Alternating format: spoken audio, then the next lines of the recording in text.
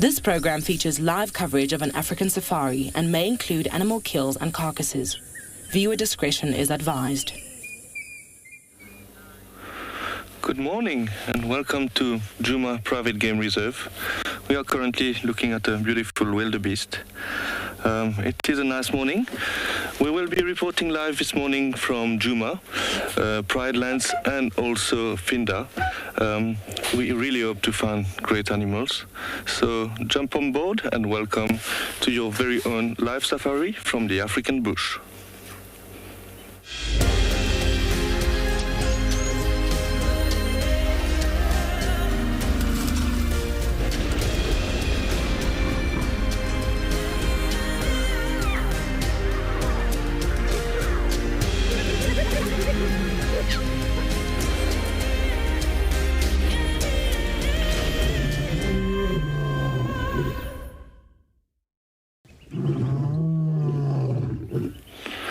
Hello again. So we're currently on quarantine at Djuma Private Game Reserve. It is a beautiful morning. It is a bit cooler today, this morning, but it seems to be, it's going to be a beautiful day. My name is Cedric and I have Morgan on camera with me. So our plan this morning on our side would be to go check Gari Dam. Apparently there was some audio of lions on that side earlier this morning. And then we will make our way to Tswalu. We are very excited to go and drive this morning. I think it might be a good day. And it's always good to be out and enjoying the bush. Yeah, yesterday was quite a nice drive with leopards, and we really hope to find new for me to find maybe Tingana or another leopard. But on the other side, I would really appreciate if we can find some lions as well. I like spending time with lions. Okay, I will make my way now, and let's see what we can find.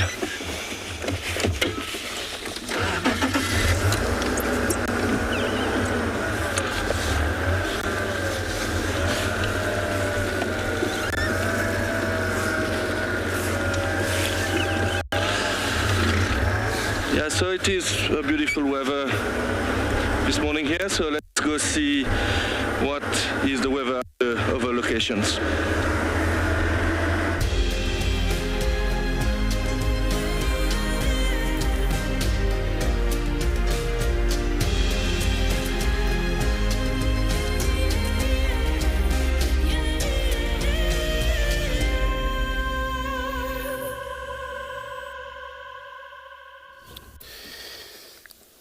Good morning, everybody. Good morning. Welcome to Djuma Private Game Reserve. Of course, here it looks like a very nice morning. It looks like it's going to be as warm. And my name is Andrew. I have a thereon camera. So we started to look around in this area of quarantine. It's actually been a leopard tracks in this area, moving around, but got a few vehicles checking on the other side there. So yeah, this is what we're going to be doing this morning. Remember, everybody, you can talk to us on #WildEarth on Twitter and as well as on at FC YouTube channel. And then if you are under the age of 18, you can still pop us an email on kidsquestions@wildearth.tv, or simple way you go register on WildEarth website, head over to the live safari page and you can submit your question there. So myself, I'll be working around Djuma. Cedric is going to be working pretty much in Chito there, where he's going to be checking around, and might have a mic in Pride Land also, who would be probably doing some exercising walk for us, and then Grant probably on Phinda. Also, they will be probably joining us later on. So we're going to be working around here, see what we're going to find for everybody this morning.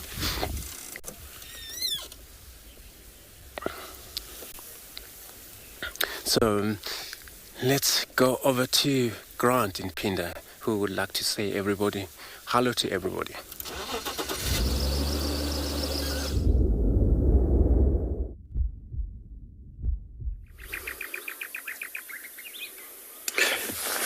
Thanks to Andrew, and yes, a good morning to all of you at home.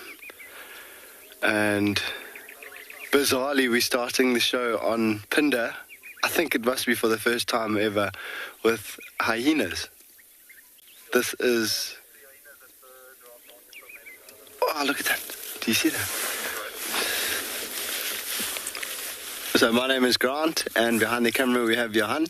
And yeah, we've decided to come out, head towards the airstrip where we were yesterday afternoon, for those of you that were with us, and to see if we could find those cheetah. And we were just talking about hyenas and what could have gone to the remains of that impala carcass. And we came across these three that are actually feeding on an old giraffe carcass. It's probably around about 4 months old. There's, I don't know if you can see the third, but it's going far at the back. It doesn't seem as interested as these two. Yeah, there we go. Thanks, Johan. But these two are feeding on the scraps, which is amazing.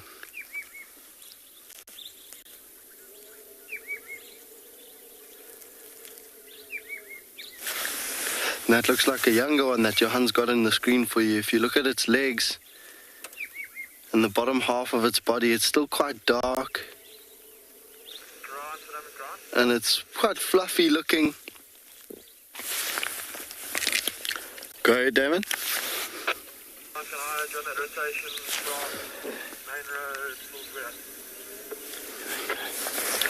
Keep making your way, is it third? Thank you. Mobile from Rocky, Wow, that one's got a rib bone. So you might see that blue on the one's neck. That's the telemetry collar. That's the giraffe carcass of Ngala, going to be the grounding control. And you'll see the coloration of that one with the collar on. It's much lighter. Now, comparing to the hyenas that you all affectionately know on Djuma, we do not have the same kind of relationship with these hyenas. Myself personally, I don't know the individuals, just because of the fact that this is completely bizarre for me to see hyenas like this on Phinda. I mean, in 3 years, I don't think I've had a sighting like this. Yeah, Judy, that's exactly what I was just about to say. Is like, in 3.5 years on Phinda, I haven't had a hyena experience like this. I mean, we have the den, which there's 2 dens that we can go to, that if they are active, we can get a look at the hyenas. But most of the den sites on the reserve are inaccessible, and so we don't get to see hyenas unless they're at the accessible dens. And then when we see them out in the bush, when they are out foraging or on the prowl looking for hunting opportunities or scavenging opportunities, when we come across them, they usually just tend to run away. And so to see them like this is really special.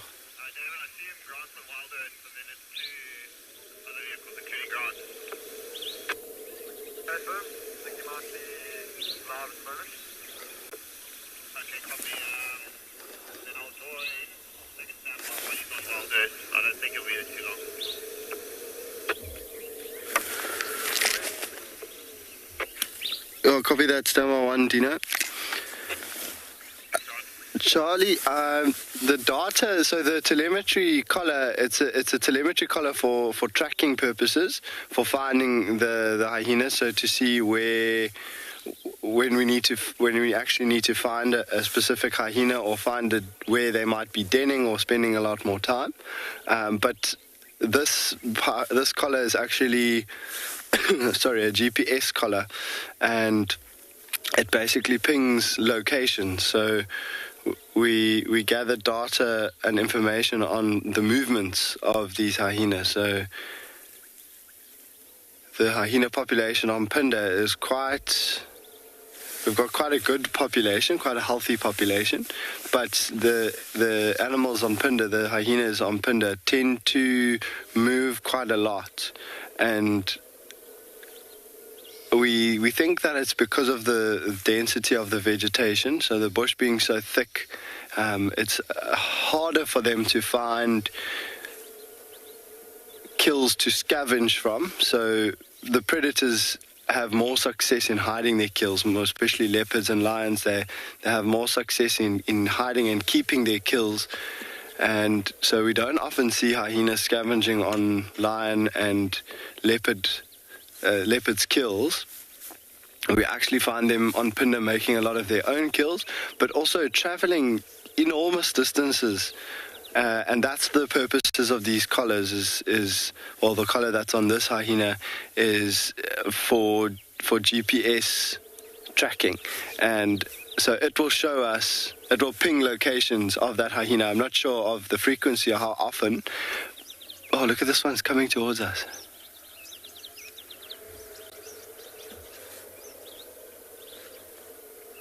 So I was just saying I'm not too sure of how often... Excuse me. Bless you. How often those GPS coordinates will be logged, or those GPS positions. But it helps us to see where the hyenas are moving. I mean, we've had hyenas from Phinda traveling as far as 24 kilometers. You see now, as soon as the second vehicle is arriving behind us, I can just hear it creeping up, and the hyenas are already starting to change their behavior.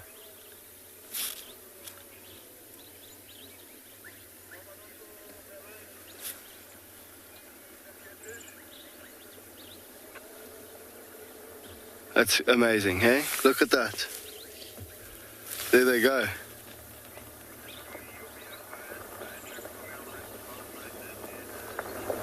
Yeah, as the second vehicle arrives, they just go.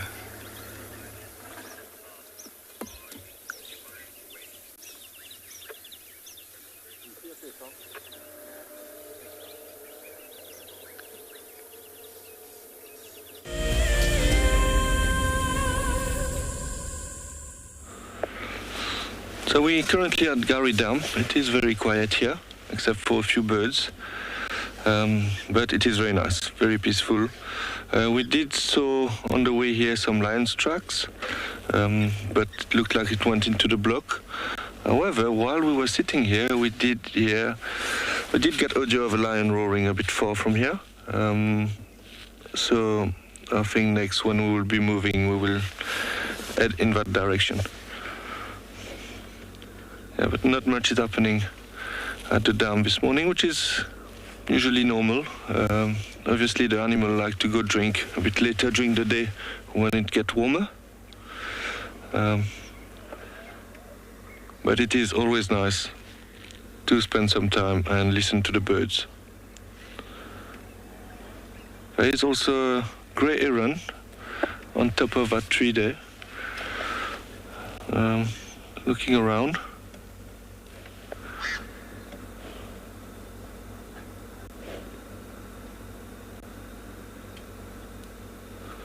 Even it's a bit cold for this heron to be in the water this morning.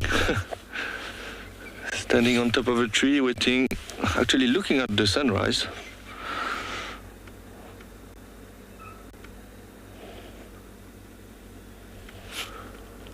Yeah, we really hope to find this lion. I don't think it will be a very easy task because it was quite far, but we'll definitely try our best to find this lion. I'm just waiting a few minutes here and see what happens, and then we will make our way.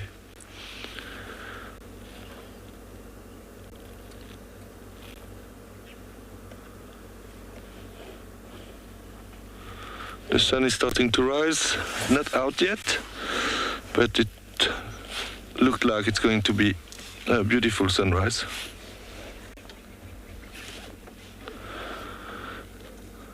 As you can see, the colors are beautiful.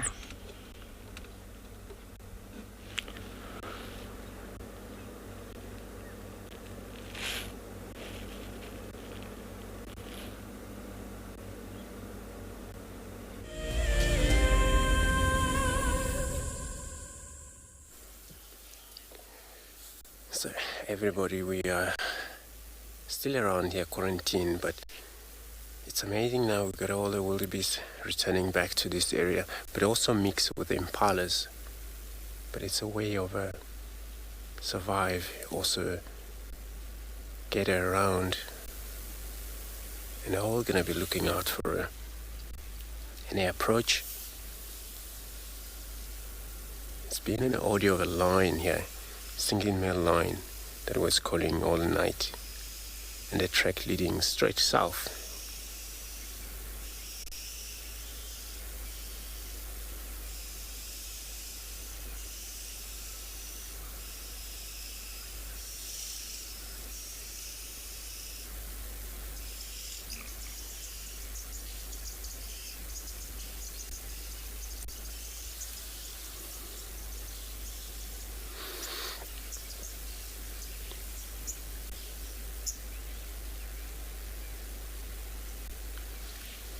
So now, with the impala, since the female don't have horn, only males grow horn, where the wildebeest, male and the females grow horn, just like a buffalo.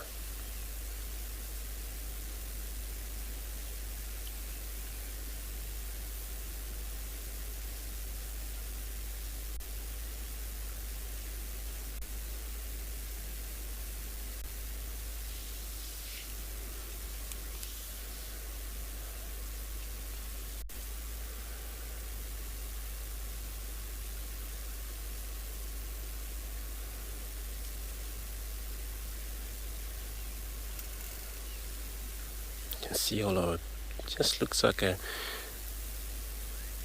stripe, but it's all over hairy. The duck perch or the stripe, kind of like a fold of a skin, but it's provide now visible of a stripe on that animal.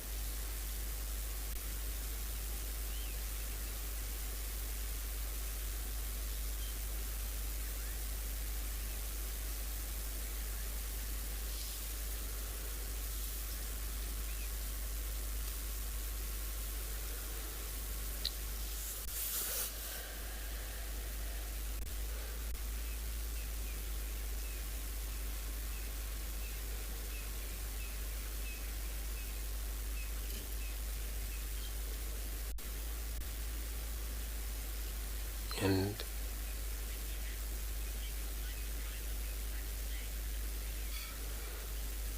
so there are blue wildebeest. We're going to be sitting around here, probably tracking down on that male line, see how far it goes. And I'm going to be sending you across to Grant to say hello to everybody in Prideland. No.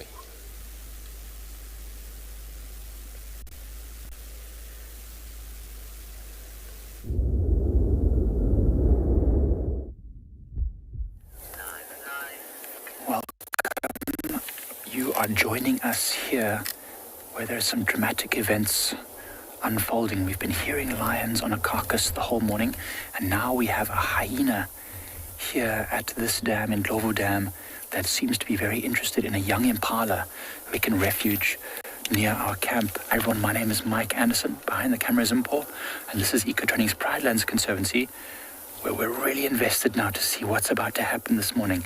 It's a little bit windy. It was very windy last night, and I said that I think that animals will hunt successfully, and it looks like we're in the middle of a hunt. That hyena that you can see there is watching. The wind is blowing directly from that impala towards the hyena. Oh, look, there's the impala. It's on the move. Let's just see. Is it walking okay? It looks a bit sick or weak, this impala. It looks like it might even have run through the water. So it looks wet and haggard, but it's trying to move now. And if it doesn't, it's moving directly into our camp, which is actually good for the impala, but not great for the hyena. But I'm sure now that it's moving, the hyena will spot it. And that will give us an opportunity to see what this hyena is going to do. Is it going to chase this impala some more? Can't see the impala anymore. I think that this impala that was just here was from a herd that lions hunted successfully last night. We had word that 6 lions had moved onto Pridelands from the north, And I think that they attacked one of these impalas. This one ran and escaped, but in doing so, attracted the attention of this hyena, and this hyena has chased the witness earlier, but now we can just see the one. I can't see the impala anymore. We don't want to move around too much because we will disturb this hyena's hunting. And I know that we always go for the underdog. We always sort of root for the prey to escape, but it's very important that these hyenas get enough food. They've got lots of youngsters at the moment.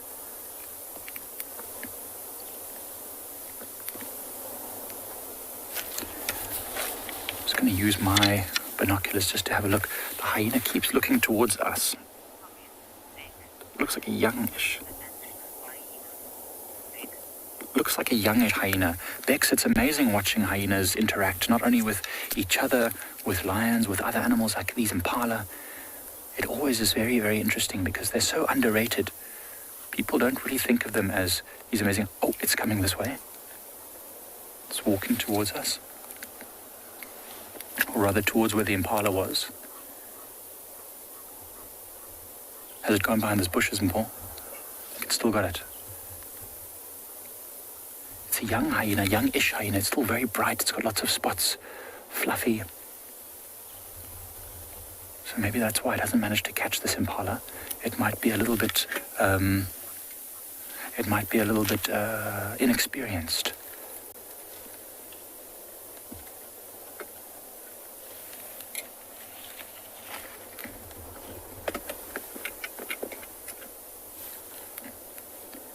Oh, this is very dramatic. So it's come to a bit of a stalemate now. We might try and see if we can move to a slightly different position where we can maybe see what that impala is doing, but without getting closer, without disturbing the hunt. And remember, there is lions in the area somewhere. So if we discover what's happening here, or if the impala runs off and it all ends, then we'll try and see if we can relocate or find that pride of lions that seems to have caught something not so far from our camp. But while we do that, we'll keep you updated. In the meantime, we'll send you back to Andrew at Djuma.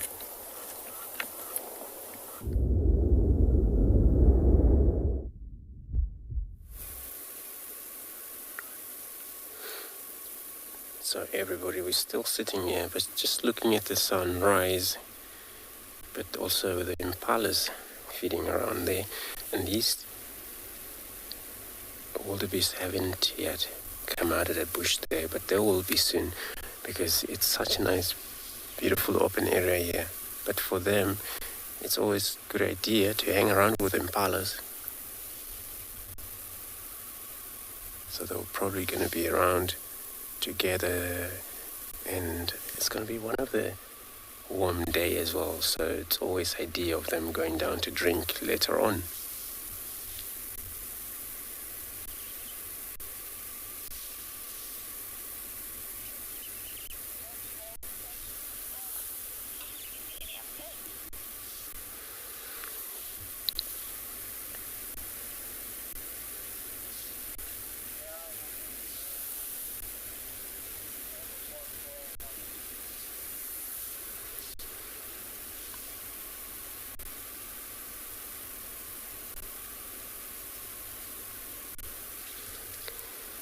And this impala, they slightly fluffy because of the weather.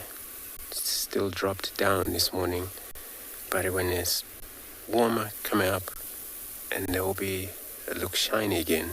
The coat will be fixed. They would definitely look like they've been oiled. They are one of the beautiful animals out here.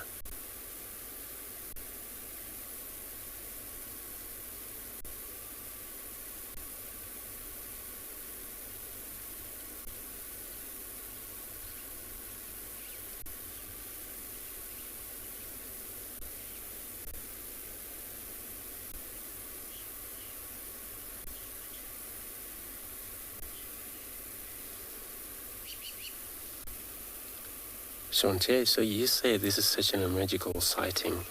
It is, looking at all of a golden of a rise. but the color of this animal as well as the scenery. So it's indeed very right, such a stunning sighting.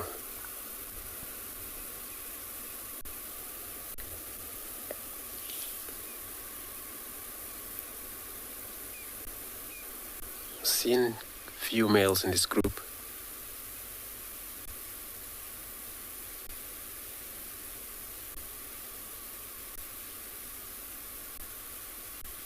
Maybe it happened, the dominant male isn't around, because then otherwise you would try to push them off. Always they get close to the females, and then it's always for him to really move them off, because now it's actually still right in kind of like end, but still some of the impala, some of them already conceived, some of them there will be still.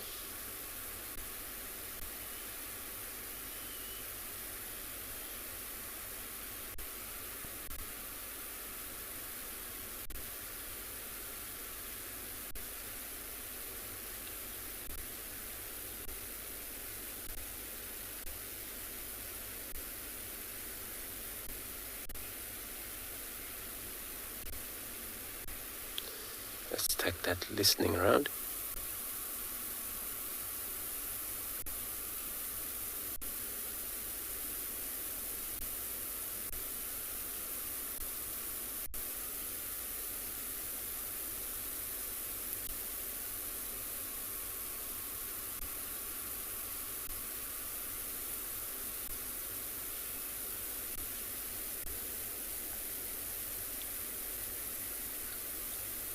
Such a stunning sound, body of a line, way distance. I think this is the tracks that we're always behind.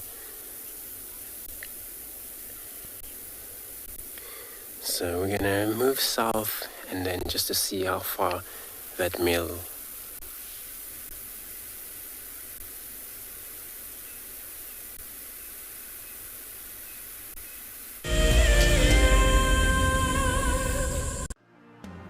I'm Maggie, also known as Mia My Cat on Twitter.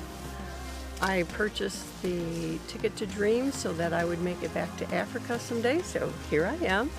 I enjoy WildEarth very much. Just the experience it brings to everybody, it just helps everybody cope with things. If you want to go on safari with a WildEarth guide, whilst honing your bush knowledge and of course featuring in one of our shows, then head over to our website.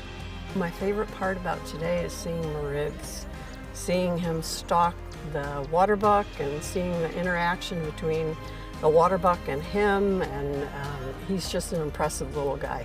Sign up to be a WildEarth explorer and you could be making your first ever on-screen appearance. It's very exciting to be on a live drive at Djuma, to see how things work in the back and to be certainly much closer to the animals. As one of the industry's best and Fagasa endorsed training institutes, NJ Moorfield Guide College produces professional guides of exceptional caliber and gives students from around the world an incredible experience. NJ Moore offers courses to suit all types of interests. The full-length career course results in a Fagasa accredited qualification and the option of a 6-month internship at one of Moore Family Collection's luxury safari lodges. Shorter courses are a great introduction for those considering a career in field guiding or even a life-enriching experience in your gap year. With spaces still available in July, don't miss out on this fantastic opportunity to live your African dream.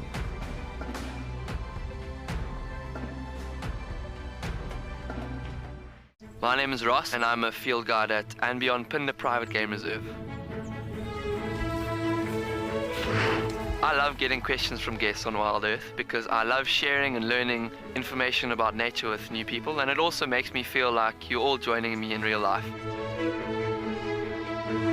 If you want to ask a question on WildEarth, then you need to register on our website. Once registered, go to our live safari page and submit your question below our live feed.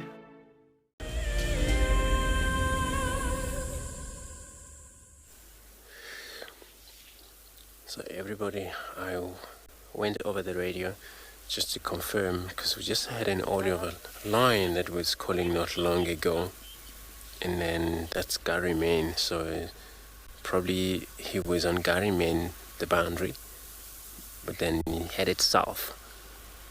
So it just looked like we weren't going to be having visual there of him. So I'm going to stick around. It's been a drag mark. The guys have been following around just the north of the Djuma camp itself. So I'm just gonna see if I'll go assist.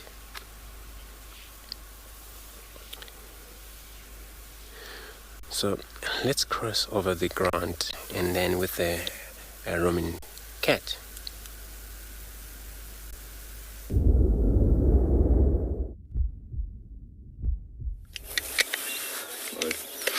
Welcome back, everyone. And we just got up to the airstrip where we were yesterday afternoon here on Phinda, and we went to check where those cheetah had their impala, and there was nothing left, only hyena tracks and some drag marks where they were walking around with the kill. And on a road that approaches the airstrip, one of the other rangers managed to find some lions. And it looks as though that cub is in a pounce position.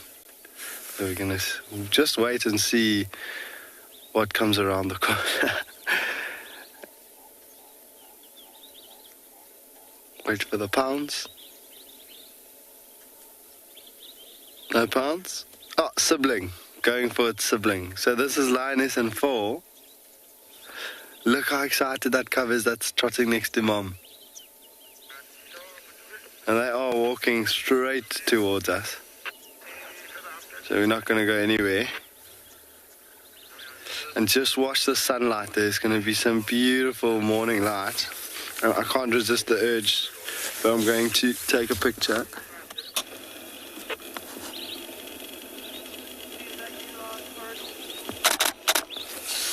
Because that is beautiful. And are you ready? Because we are going to get surrounded by lions. Well, they might not go on both sides, but they're definitely going to walk past us very close.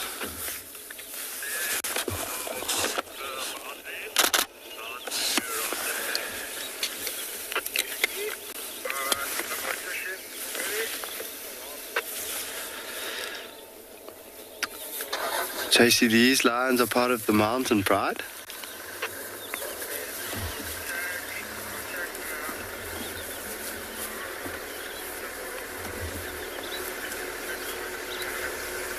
You know, it's actually not the lioness and 4. It's lioness and 3 and one of the older females. That's part of the pride, but she's joined up with these lions.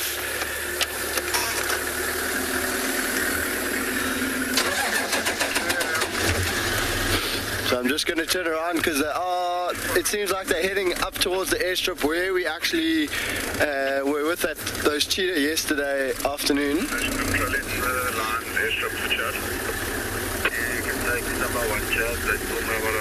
Let's see what they do, because just before we saw them, as we were coming around this corner, we saw some wildebeest running towards us, and then they ran past us and up towards the airstrip.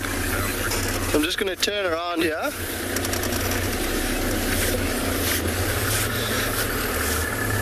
So it seems like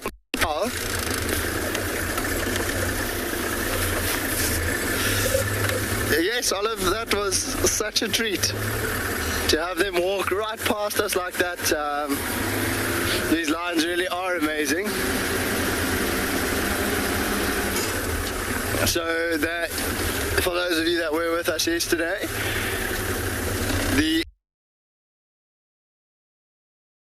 airstrip saw the thicker bush on the sides of the airstrip and onto the open clearings. And these lions are very smart, they know that, so it looks as though they're heading towards the airstrip. You'll see the two, let's stop like that, and you'll see two of them are a little bit bigger. So the one on the far right and very shortly the one on the far left of your screen. That's a lioness and an older cub. So the one on the left has had her own litter of cubs. And she's actually the niece of the biggest lioness that you can see here. And then the three smaller ones, those are over a year old now, probably approaching 18 months. 16 to 18 months, somewhere around there.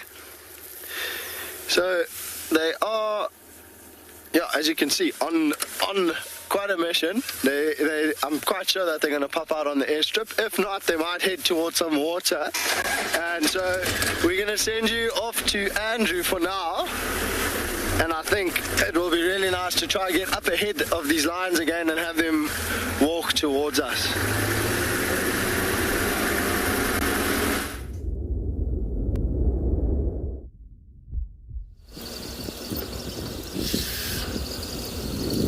Everybody also driving on a bumble now, so since it's quite a few cars that are actually following up on the drag mark that they've seen just north of the camp, so we're gonna let them do that. Hopefully they get luck and they will let us know. But in the meantime, we're gonna be searching around for anything else we're gonna find.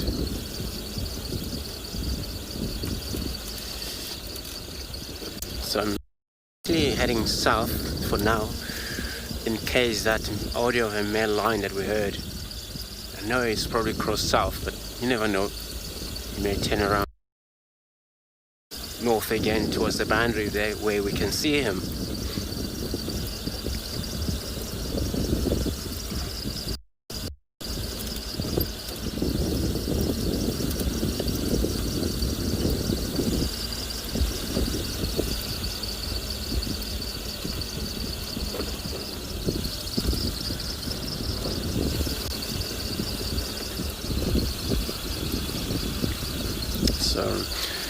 Everybody, I'm going to be sending you across to Phinda with the lion again.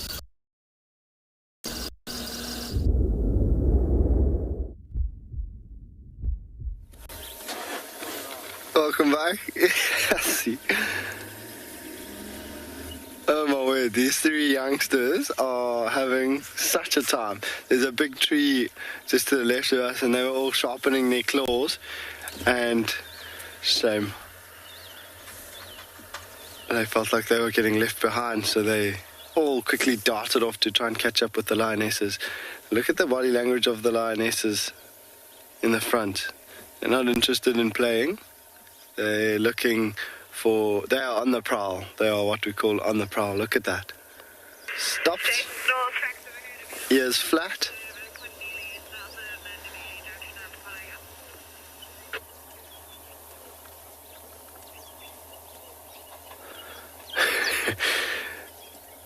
And see the cub that's turned towards us has now seen it, and it sounds like a waterbuck. Oh, there. Can you see it, Johan? If you go to the right of this big thicket, go in there. Go in there. Yeah, there's a waterbuck. But look at the waterbuck. It's busy snorting through its nostrils. So it's seen the lions, but that is not deterring the cubs. The cubs have all three of the youngsters have just gone straight in the direction of that waterbuck, and that's why you can see the waterbuck has decided it's had enough. But the two lionesses not interested. They realized that the waterbuck had seen them, was not going to be a hunting opportunity.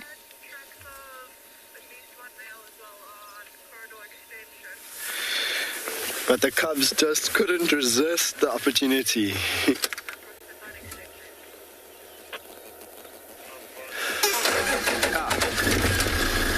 There comes one cub, and I'm sure the other two are going to join as well. Adrian? You're asking who the dominant male is of this pride? And so that would be formerly the Bayala males. There were two of them. Some of you may know, but if you do not, one of those males was killed by the dominant coalition in the north of the reserve. And so these lions here, they now only have one dominant male. They started to male cheetah are in the sightings as well now on the airstrip. That is great. Join that rotation from Number 206. Matt, can I also join the rotation? If you just got to the airstrip, turn around.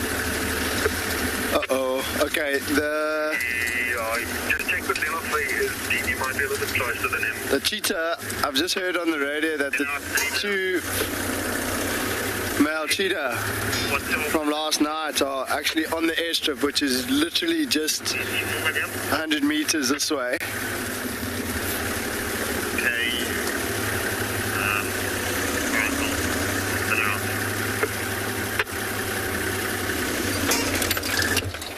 Look like they're running. They're chasing the cheetah. Look at the cheetah. Look at the cheetah going. And we're going up to the airstrip. Hold on.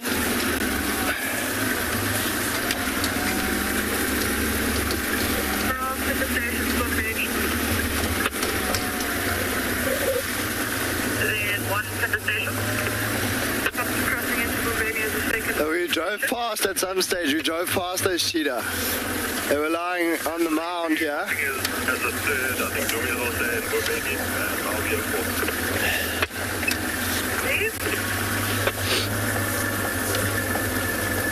Yeah. And the cubs chased the cheetah. There goes the cheetah far down the airstrip. You see them, Johan? Okay. See this cub?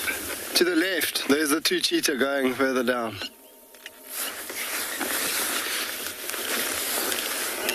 Yeah.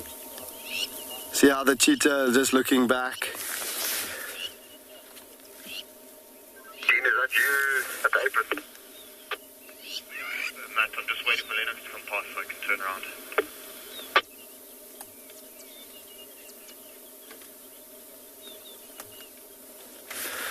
Dean, these cheetah have gone highly mobile north along the airstrip. I think carry on making your way. If you go up Chabalala from Quasi North, you can continue towards that side before they disappear. I'm gonna go to the cheetah.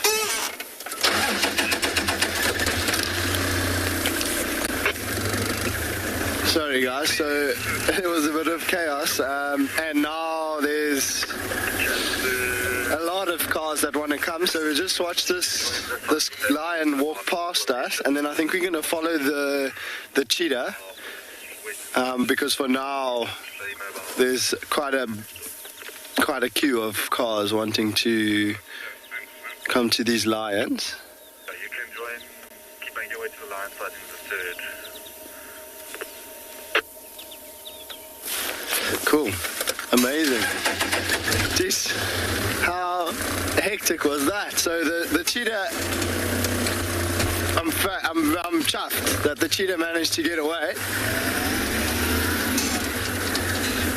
And the older, wiser lionesses have stayed further back over there.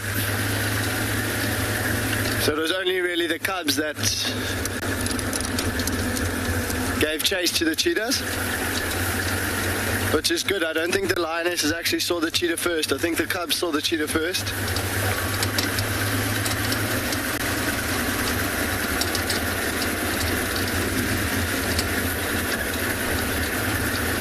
Just what a morning already. Hey, we had those hyenas and lions and now cheetah. We're gonna stick with these cheetah and follow them as far as we can. They're gonna keep moving now to get a comfortable distance away from those lions.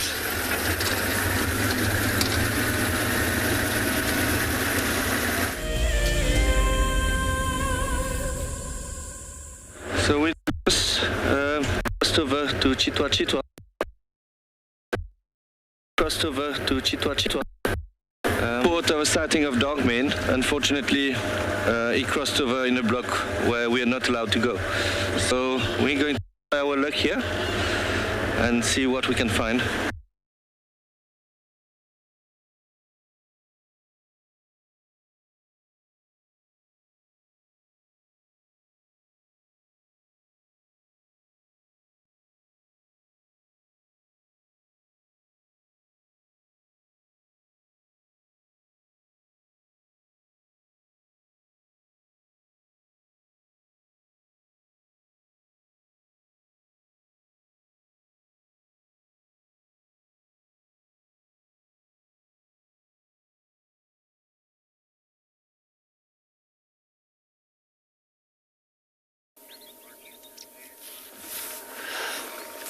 Welcome back, everyone.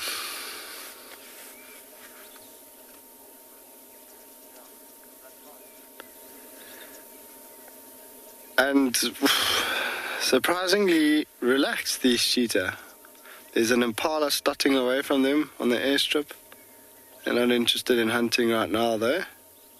See the one cheetah just looking back.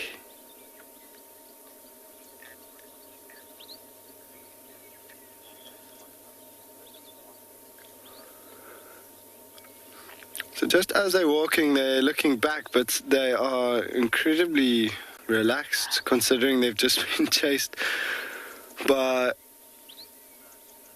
5 lions. I would be looking a lot more nervous than them, I think. They're just carrying on. And I suppose it is part of life for them.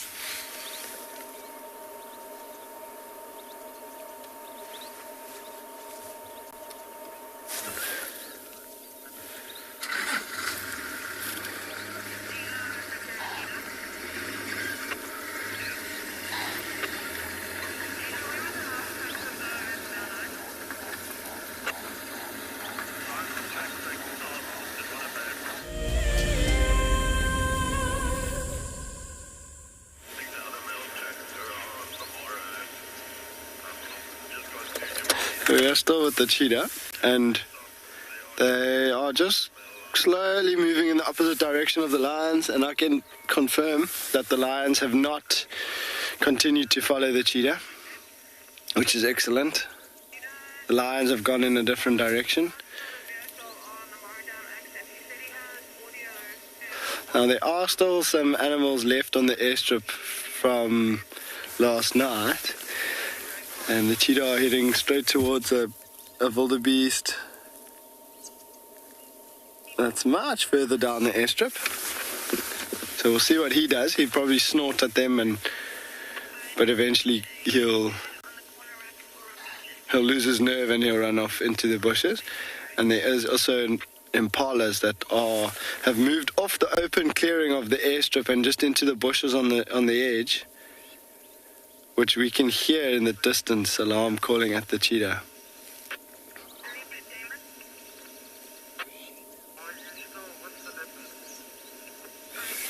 Going off into the block on the right hand side, behind my vehicle. Sorry, has it gone east or west down towards the valley? Sorry, I don't know east or west there, and my events is offloaded off my phone. It's headed on the right hand side towards either in the open grassy plain. Okay, thank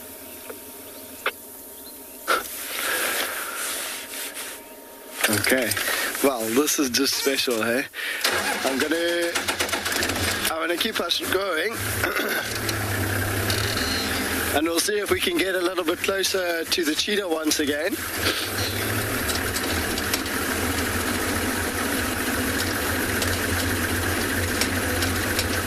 But so often we talk about what is dangerous to the cheetah, what could potentially happen out here. So it is great to see that sort of interaction. I'm not too sure how much was caught on camera.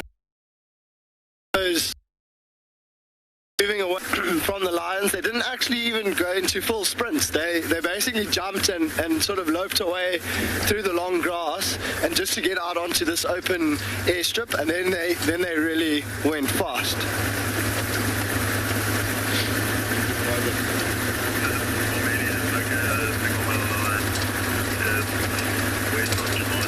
What's that?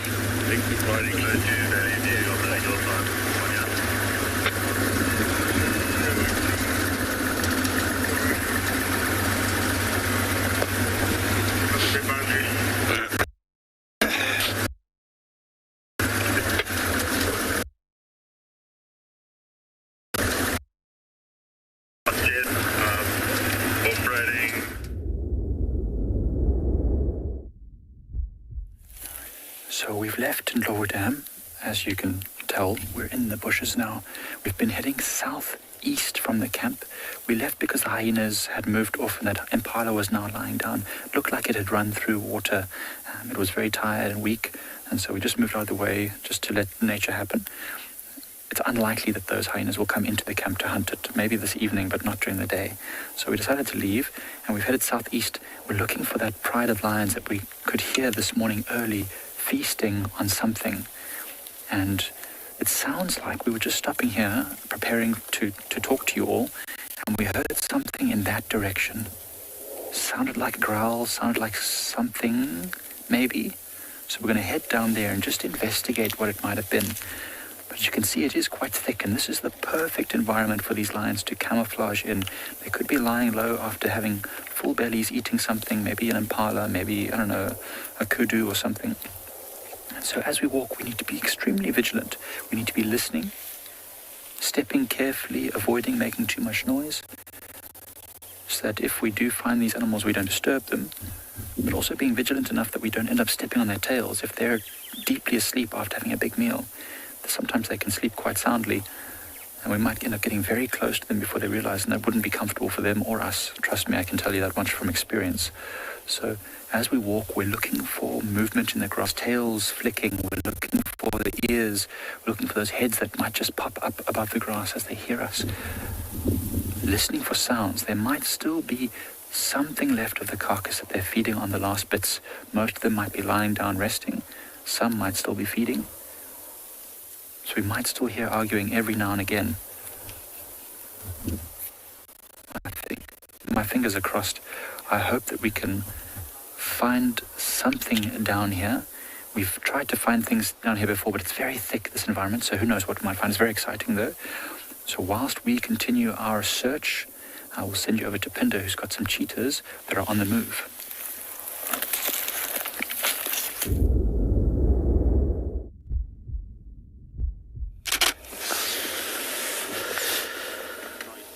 Look at that. Cheetah on a termite mound. Although it's not the biggest, it is definitely a termite mound. And they were both just scent marking,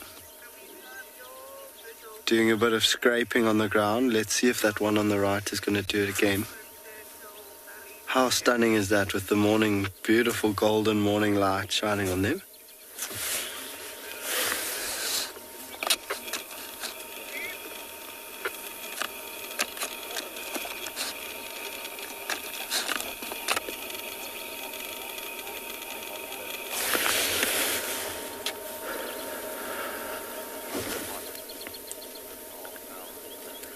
Wow. Oh, both of them are now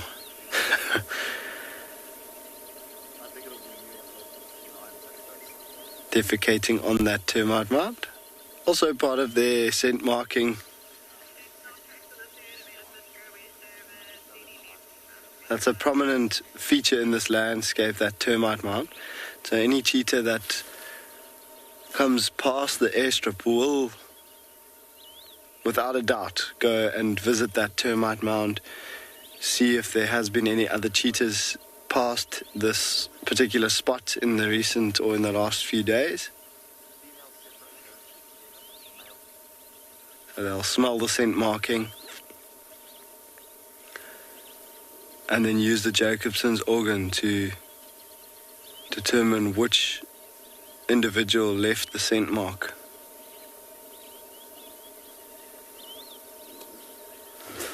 This is really special, eh?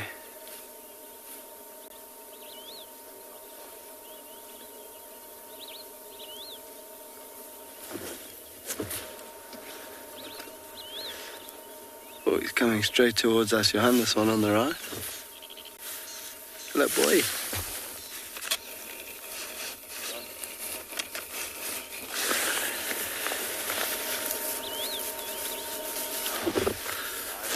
Wow. Whoops. They do, Lisa. That is from the impala that they ate yesterday. And how close is that? Look at that. You can see the bulge of the belly in the silhouette as that cheetah walks past. Shame Johan is breaking his back trying to keep those cheetah in the screen. And try.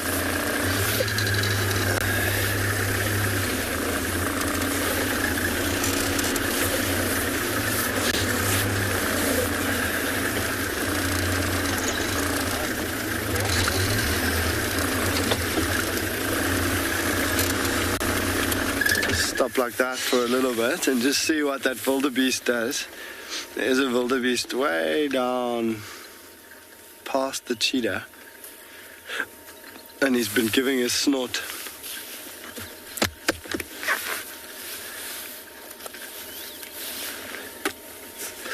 Olivia, thanks for the question. So you're asking how old these two cheetahs are. So there's a number of ways that we can tell by looking at the facial features of the cheetah and the general condition of their face and the rest of their body. And of course also by the size, but obviously judging the size you'd have to have a point of reference. You'd have to know what another adult fully grown male cheetah looks like. Look at that, still looking back to where those lions chased them. And so by looking at the face of the cheetah, we look at scratches, and we look at scars across the face. And before I give too much away, I'm going to just try to actually show you before, or without just telling you. The problem is it's quite tricky to do whilst they're walking. But every now and then they do stop. Luckily for us, we know that these cheetah are about 8 or 9 years old.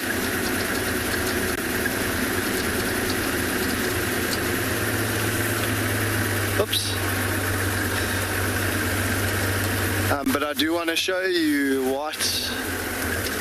what you can kind of look out for. And that's the tattedness of the ears.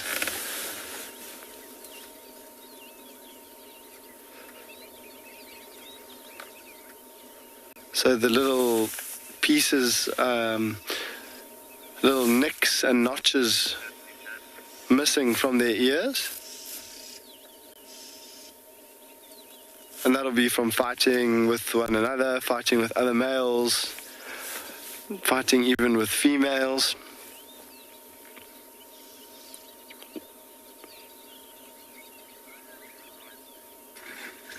But also from just moving through this very thick vegetation, thorn bushes might hook their ears and cause a little cut, and then that cut might fester a little bit and cause the skin on the ear to make a big scar. So they get all these tattered looking ears from all the little scars on them. And then on the nose, they'll also get scratches across their nose. Sometimes their nostrils actually split.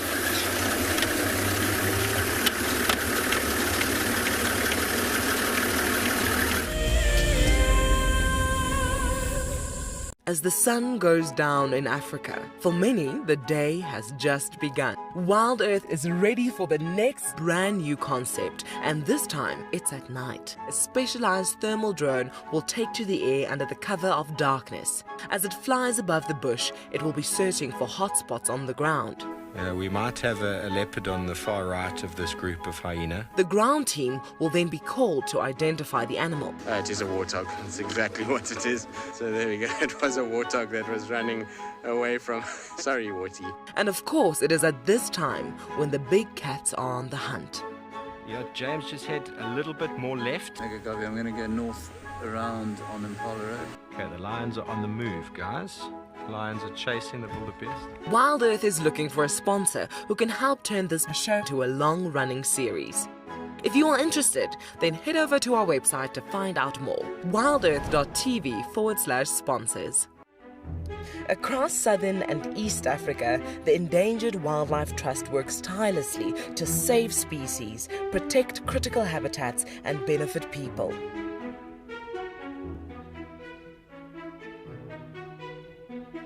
Join the EWT in returning wildlife to the wild. Go to ewt.org.za to find out more and follow our socials to see how you can get involved. Protecting forever, together. I love being a camera for WildEarth. The animals coming right up close to you, especially like lions. Sometimes you get nervous, but you have to go with the flow. My favorite animal to film is the elephant because of how big it is. But when it's really up close to you, it's one animal that you would say, I really respect you.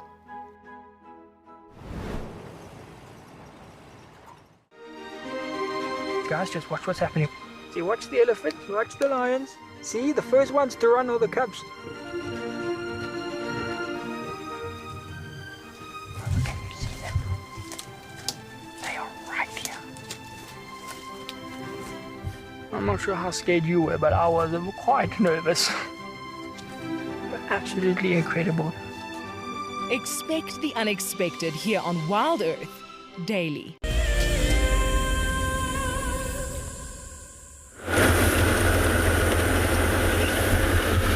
So we actually did a little round around Tswalu while we were off here, and now we coming back to the dam.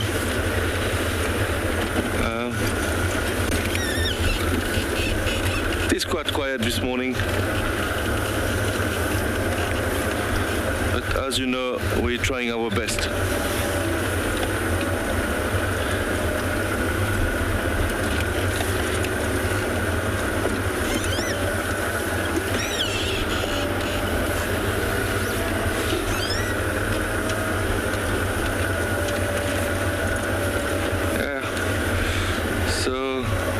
At the dam, I'm going to stop for a moment and look at those hippos.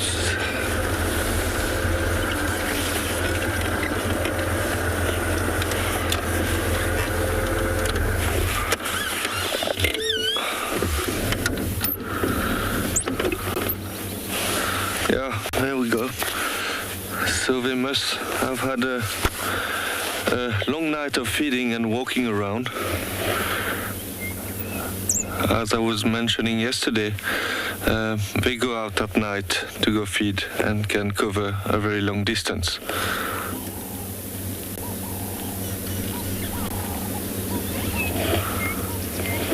And they come back early in the morning, back in the water.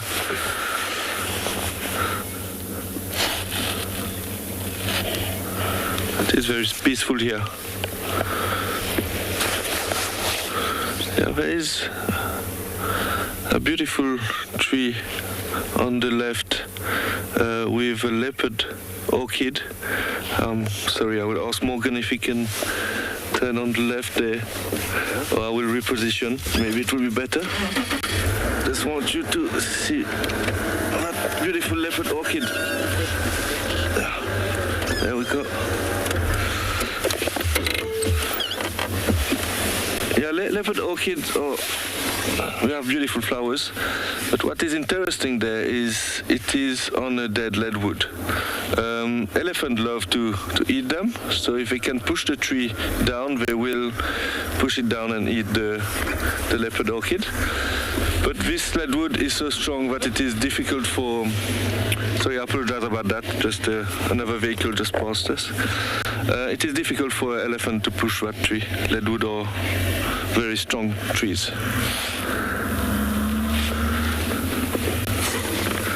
So if you look between the branches, it's the big patch on top of the tree. Yeah, let's go back to our hippos.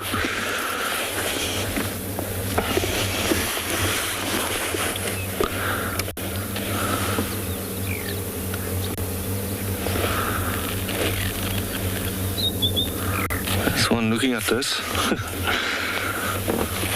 Yeah, they spend a lot of time in the water during the day.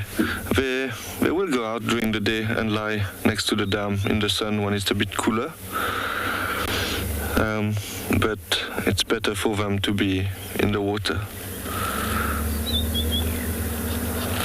They are quite amazing. They can stay underwater for up to 6 minutes.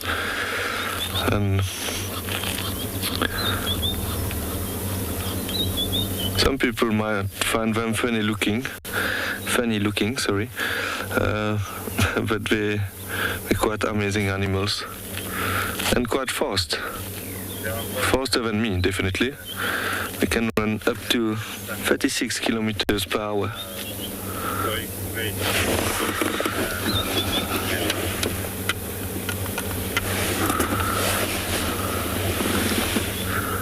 So we're just relaxing there.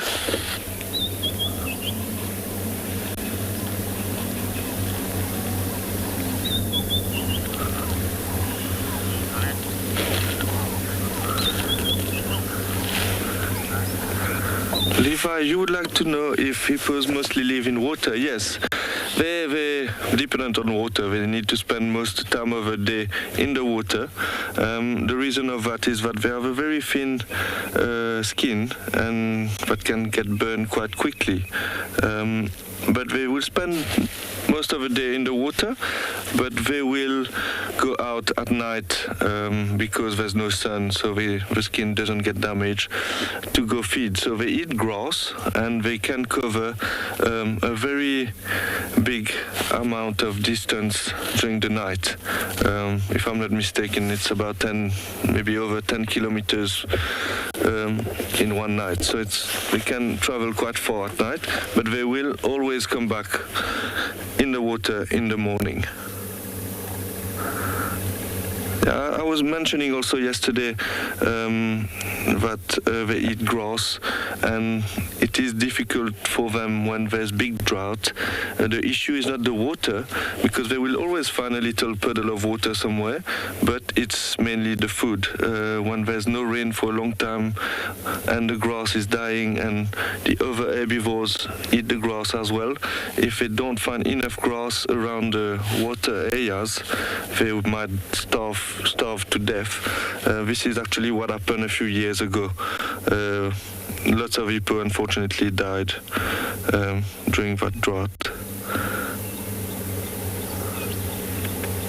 It was quite nice for all the predators though.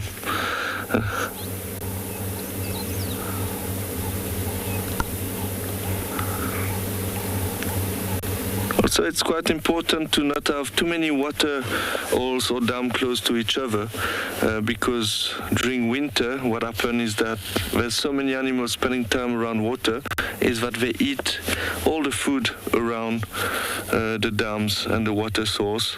So it gets more difficult then to find food. The reason is most of the animals will stick around the dam, eat everything around the dam, and also next to the other dam which is close by. So between these two dams there will be not a lot of food left. So I know that in the Kruger Park they're currently closing man-made water holes because it did cause some damage to the environment.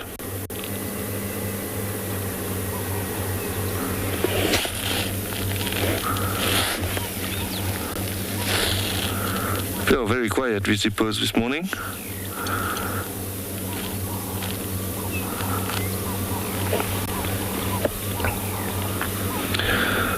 We are hoping that maybe something else is going to show up. Yeah, so I was mentioning earlier, we did a round around the Tswalu camp. We didn't see much. I think after, when we leave here, we might go back to Djuma and see what we can find on that side. I hope Andrew is having a bit more luck on Djuma. It is quite quiet for us this morning.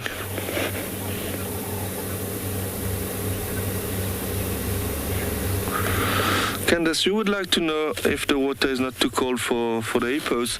No, they are used to it. They have quite a big amount of fat also underneath the skin that keep them warm. So they are used to it. It's not really a problem for them. But you will see in winter they will go out when it gets a bit warmer and lie in the sun a bit and then go back in the water. So they like to lie like when you go on the beach and just lie on the beach and then go back in the sea. So it's a bit the same thing. They like to go out and lie next to the water to warm up a bit and then go back in the water.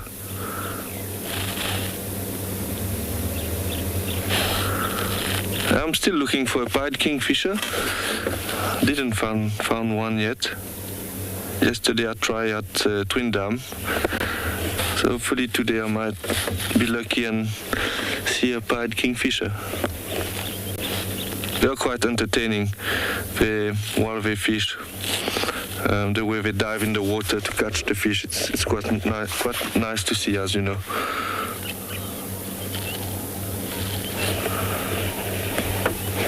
It is getting a bit warmer now with the sun getting a bit more high in the sky.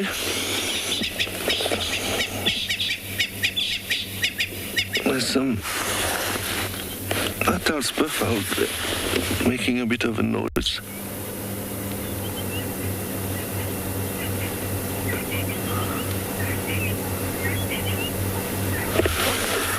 They're unfortunately not doing lot of. They're lying there. They're just relaxing. It's not very entertaining, unfortunately. It'd be nice if one can do a big yawn.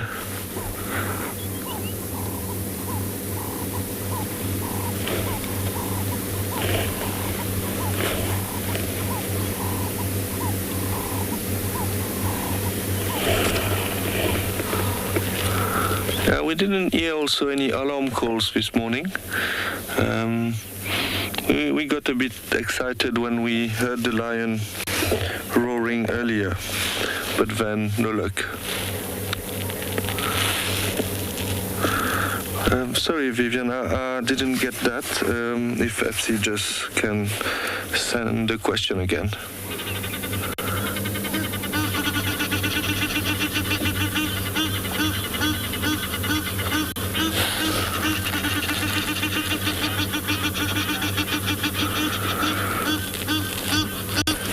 Vivian, you would like to know if there's any crocodiles in this dam.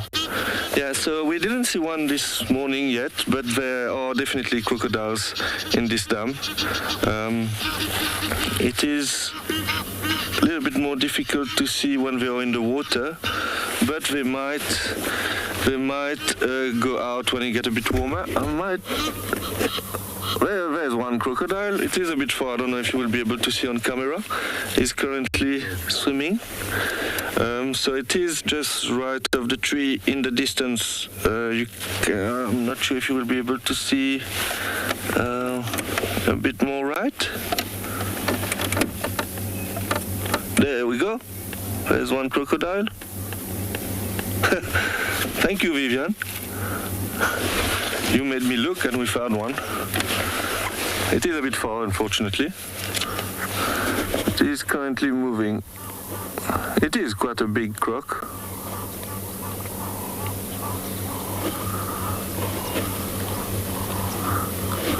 I hope you guys can see. It looks quite clear. It's moving quite fast.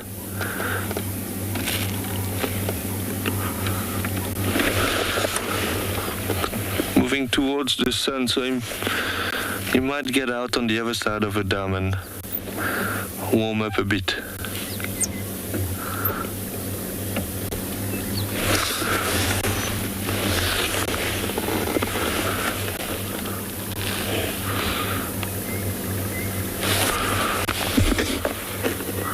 I've been lucky before to see a crocodile catch a fish, but that's about it. I never saw one catch an impala or another antelope, but just seeing one crocodile catch a fish was quite amazing. The way they shake the fish to kill it and then eat it.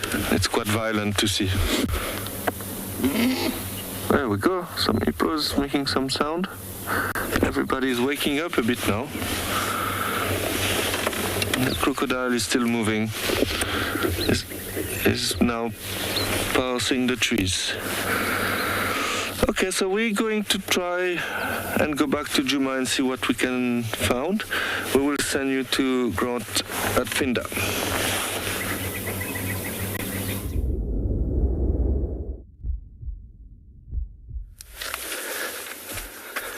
Welcome back, everyone. And I'm just waiting for those cheetah to go around the corner because I'd love to show you a fresh, steaming hot cheetah track. I think, Johan, I think we settled on this one.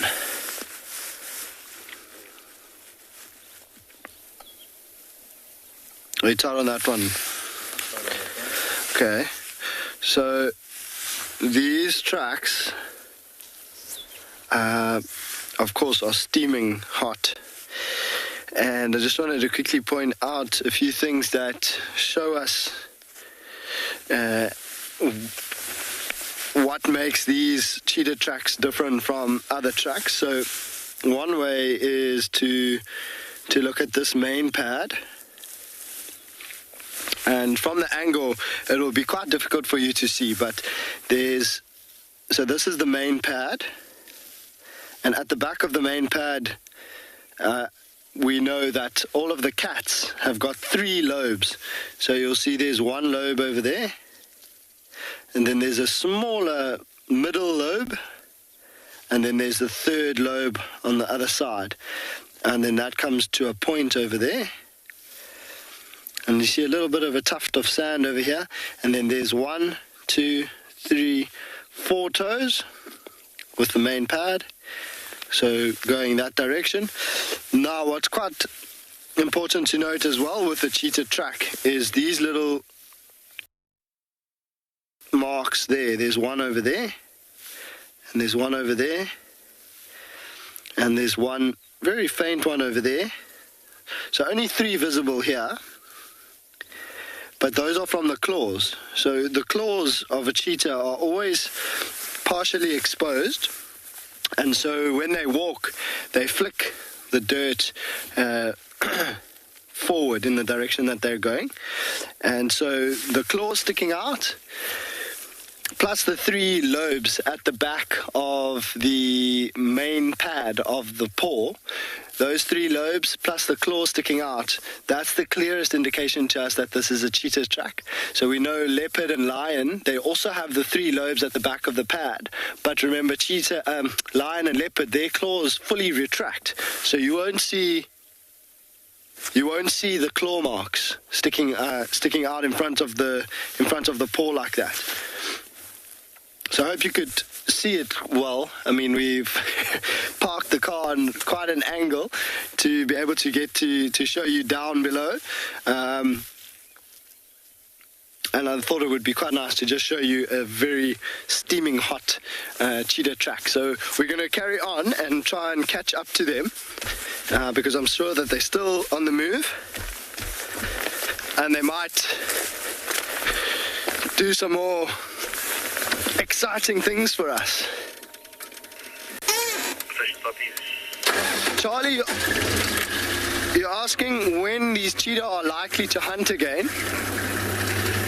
So they ate a fully grown impala ewe yesterday, which is about a 50 to 60 kilogram animal. But of which there's probably 5 to 40 kilograms of meat. And that will we into the sighting, or is it rotation? You must get will have fully filled their both of them. Now we're going to send you across to Andrew and Djuma.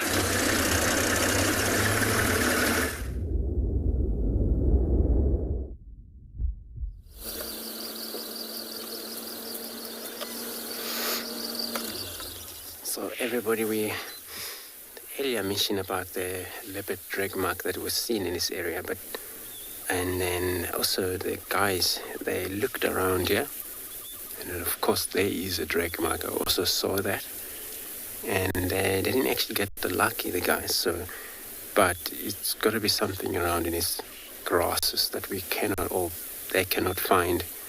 I'm gonna take my chances also, see if maybe I come lucky of probably the leopard that drags something. We're not sure what it is, but it's got to be well hidden in grasses.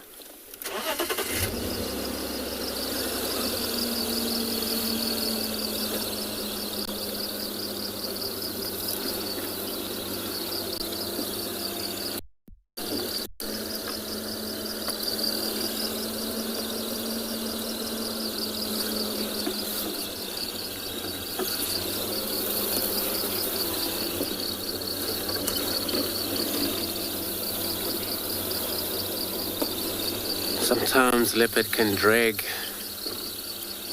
a kill too far away.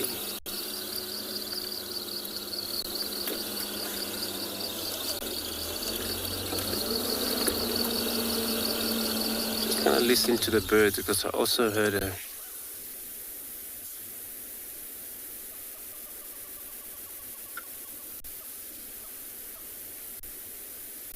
So it looks like I'm going to have to drive down there again. So that's where that hornbill's calling in. Not sure if because of that is the same cat we are looking for. But there's a hornbill calling back there.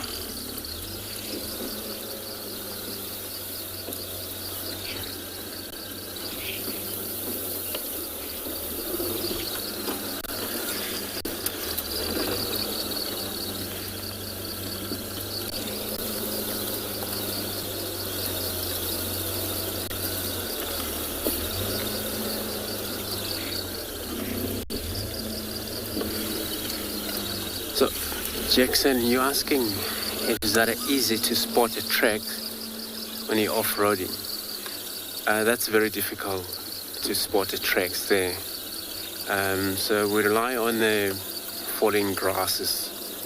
Wherever the animal have walked, especially if it's a drag mark, so the grass more likely to fall sideways towards where the animal have moved into. Or if you got a lucky of an open patch where there's sand, possibly a chance you can still spot the tracks. But then, yeah, it's not a simple.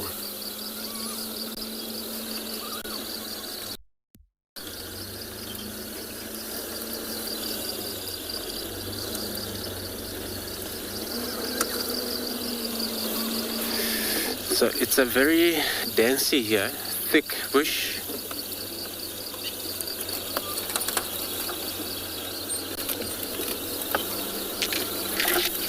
I'm gonna try get in.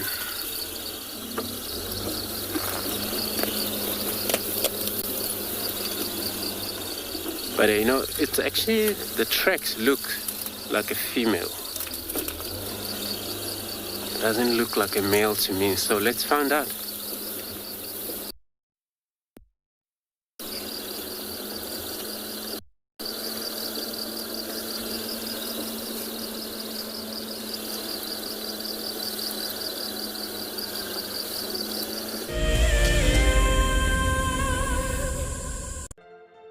South African Guide of the Year has been an event that we have all been looking forward to. However, South Africa has gone into lockdown level 4, which means we will no longer be able to hold the ceremony this week. The assessments in the bush will still carry on, however the awards will take place later in the year when it is safe to do so. We are looking after those who look after our natural world. Thank you for your understanding. We really do appreciate your support. As one of the industry's best and FAGASA-endorsed training institutes, NJ Moorfield Guide College produces professional guides of exceptional caliber and gives students from around the world an incredible experience. NJ Moore offers courses to suit all types of interests. The full-length career course results in a FAGASA-accredited qualification and the option of a 6-month internship at one of Moore Family Collection's luxury safari lodges.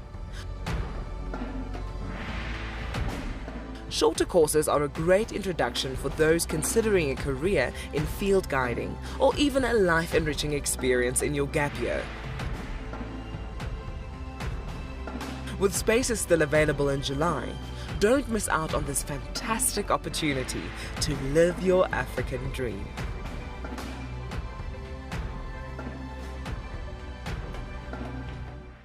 My name is Lauren and I'm currently working in Djuma Private Game Reserve here in South Africa. I love answering your questions during the live safaris. It's my favorite part. It feels like you're on the vehicle with me and I'm able to teach you exactly what you want to know. If you want to ask a question on WildEarth, then you need to register on our website. Once registered, you must go to the live safari page and ask your question below the live feed. We have a baby pangolin, a baby pangolin. This is off the charts. This animal is about from your fingertips to your elbow. That's the total length of this animal. This is unreal. This is unreal. This is unreal. This is like now my 4th Christmas in a week. We should do this more often. Tune into WildEarth every single day. It's in your nature.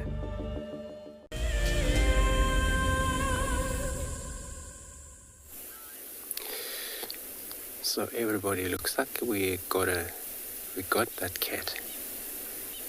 And then it's not actually easy visual, but to us, we saw a little bit of that. Maybe she's not a very relaxed cat though. I'm not sure which one yet, but we're looking at her from way distance. You can only see the ears for now, so we're gonna take time and just to see how she's gonna maybe accept our company at the end.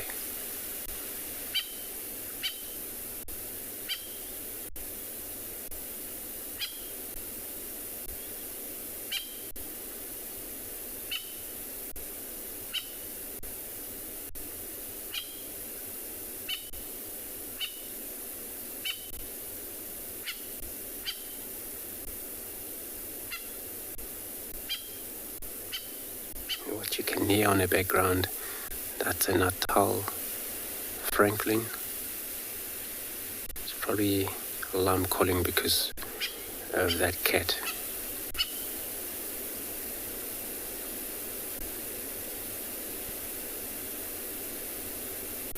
It's keeping an eye on us, so even though we kept distance, so you can tell that it's not actually very relaxed. So I think we're gonna be watching this cat from this distance.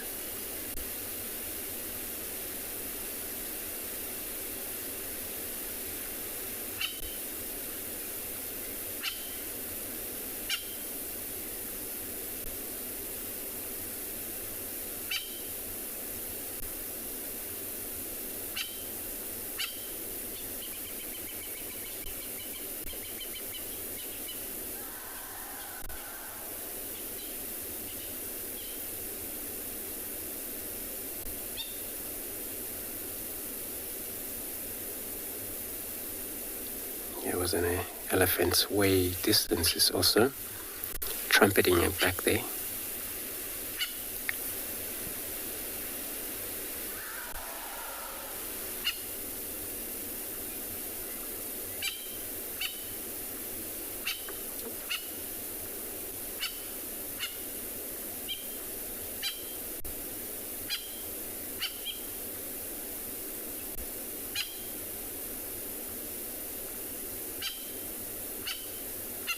So we only spot her, and then we're not sure where she have put her kills. Probably not on trees because there's nothing that we see around here. It's probably still on the ground somewhere well hidden, covered up with grasses, I think.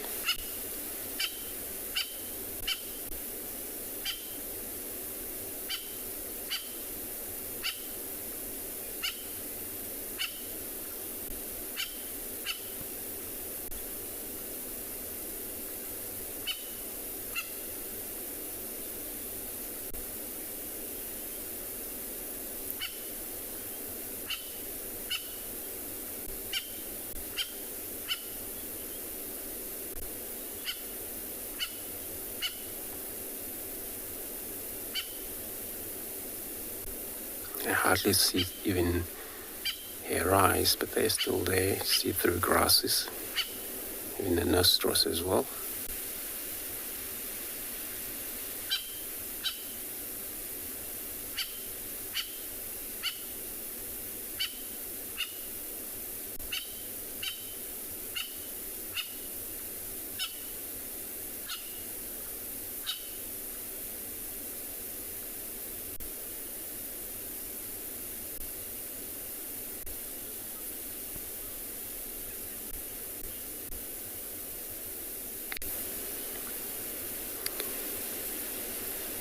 So Robbie commenting, saying this is actually a beautiful scene.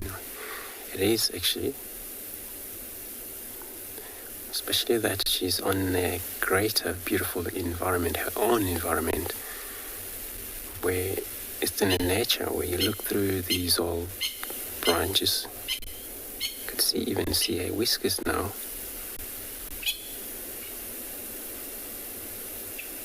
So we also, this is kind of a comfortable zone for her. But if she feels like it's too much, then we're going to see that she's going to move away, but not right now.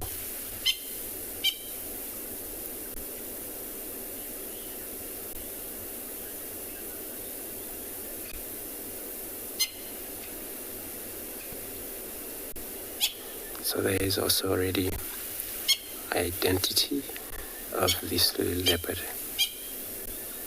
Some say it looks like a kalamba, which actually, it wouldn't really surprise me if it's a kalamba, because this is a territory around here. We are just northwest of Kalagopende, so it's still make very sense though.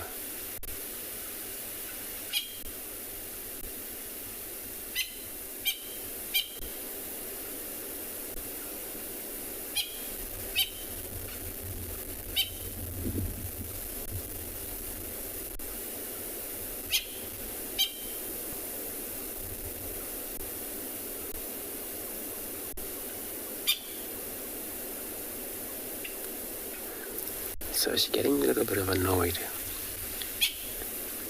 by that Natal Franklin. Looks like it's actually calling close to her, and that cat is not actually really wanting to hunt that bird at the moment.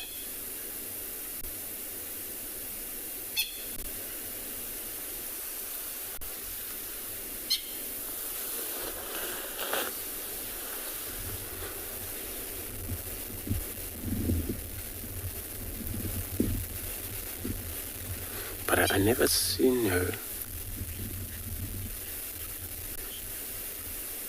so worried like this. So everybody, we're gonna stay here, and we're gonna be sending you across back to Phinda with a cheetah.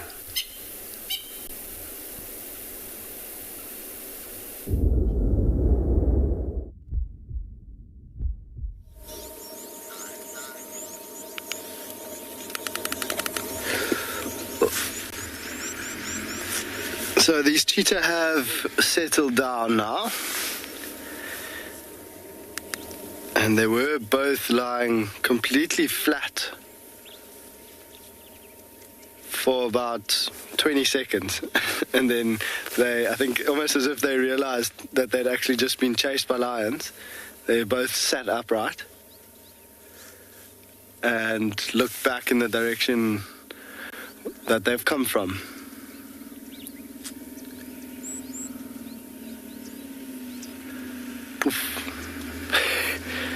And now it's almost as if there were no cheetah here at all. Chad and Matt, we now lost visual of animals. They're not connected. I think we're going to take Tswalu south towards Ngala, go up.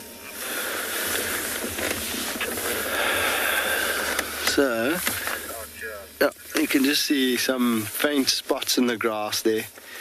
And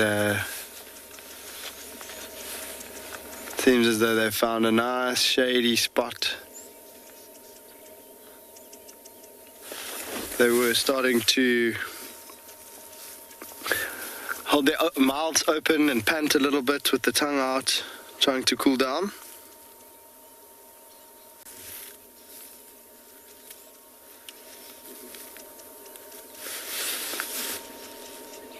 So getting back to the question about when they will eat again, and so these two males now, I was just saying that impala ewe that they ate, if they got about half of the meat each, probably just less than 20 kilograms each, I'd say probably closer to 15 kilograms of meat each in their stomachs. That will last them comfortably without them having to even think about hunting again for 2 days. That will digest in their stomachs. And so they won't have to actively go and hunt or look for food again. So they can spend the next 2 days resting, building energy and strength for their next hunt, but they can also concentrate on maintaining their territory, so making sure that there's been no intruders, no other cheetah coming to try and take a piece of their territory. And they can also look for females. If they pick up on the scent of a female in the area, then they can go and investigate, see if she might be ready or willing to mate. It's quite a nice view of a blue waxbill, Johan, on that small thorn bush just to the left of the cheetah. You see that first thorn bush right next to the cheetah? There we go. 2 of them.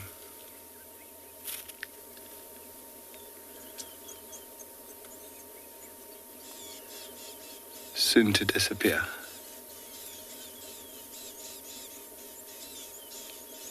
Gone. Yeah, so these two male cheetahs, their focus and priority will be to recuperate energy, rest,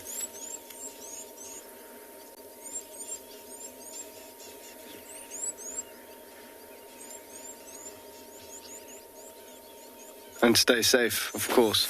I mean, they were resting on a mound. I think the only thing that disturbed them last night was some hyenas, because we went to check where they were feeding on that impala and where they'd left the carcass of that impala, and there was just hyena tracks and a mark where the hyenas dragged the remains of that kill. But otherwise, there was basically nothing left. They'd crunched all the bones. Even the stomach was gone. I didn't even see where the stomach contents was left.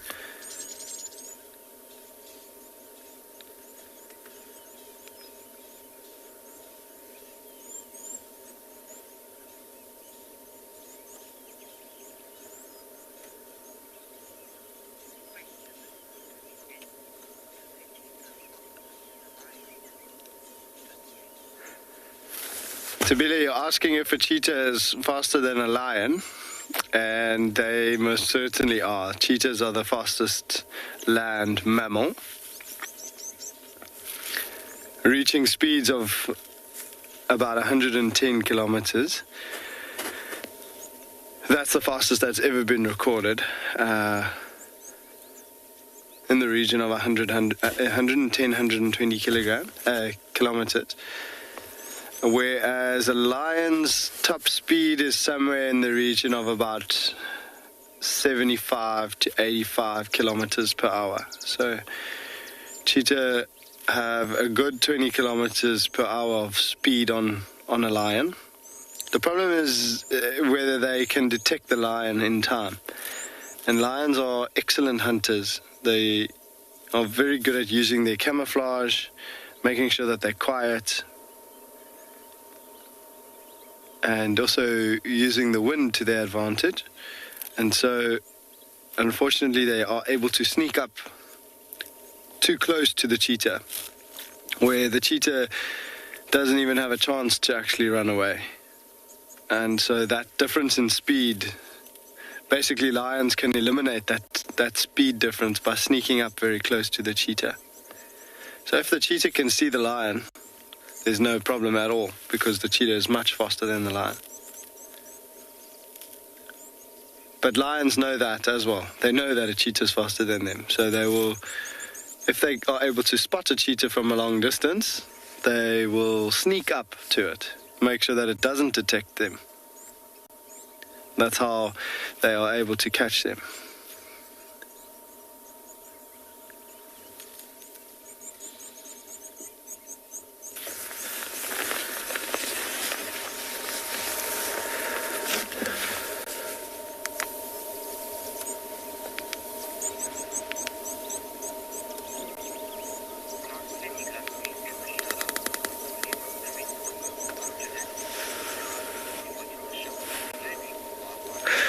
Holy Rosary School, this is a massive shout out goes to you guys. Thank you so much for watching and learning while you are in lockdown. That is just so pleasing to hear. I'm so glad. There's lots of things that you could be doing other than watching WildEarth and learning about animals. So I'm very pleased to hear that you are enjoying the show and learning at the same time.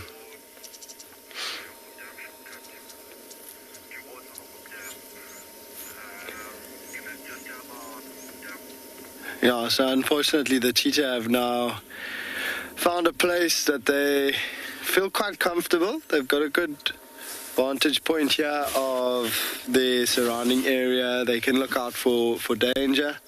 And with the long grass here, going back to the lions stalking up to the cheetah, this long dry grass, although offers good camouflage and cover, it's quite noisy.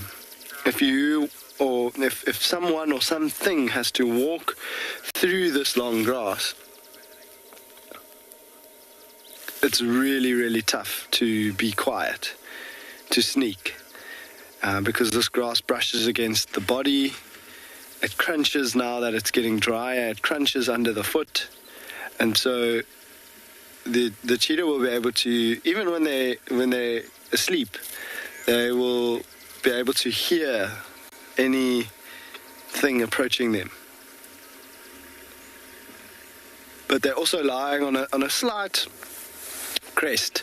I mean, it's not that obvious, but they're lying on a slight rise, and so they can see the area surrounding them.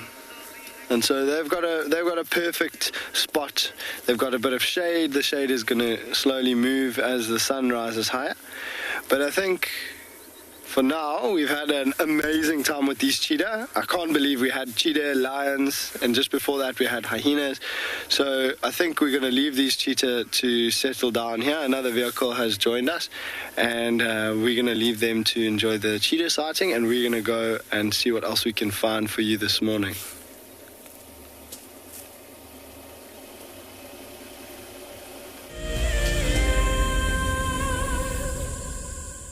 We're currently on the Philemon Scott line, still driving around.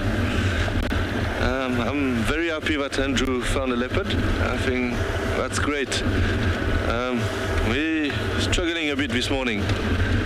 We covered quite a good amount of roads, and so far no luck.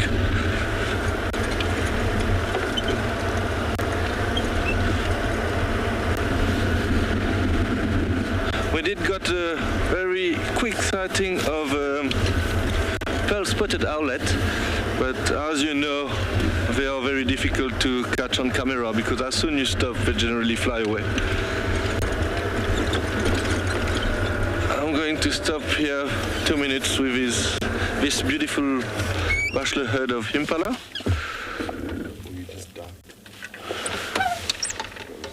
Yeah, sorry about that. That would be a better view if I move.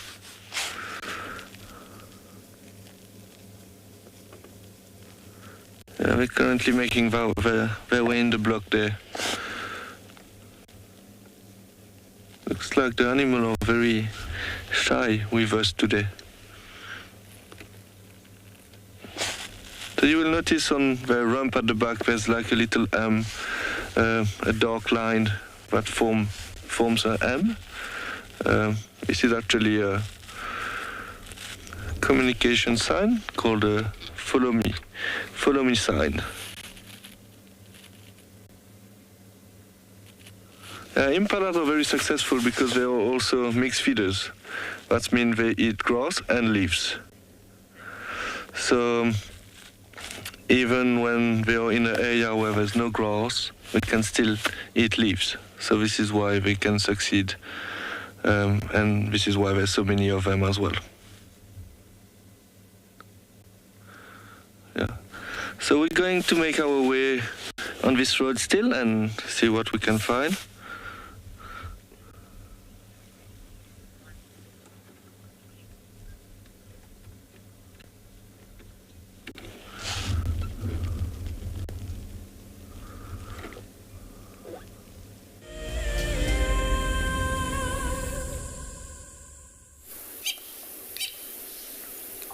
So everybody, we're still sitting here, very still, and then she's now started to take it easy. As you can see, she's trying to even close her eye, take a little bit of a nap there.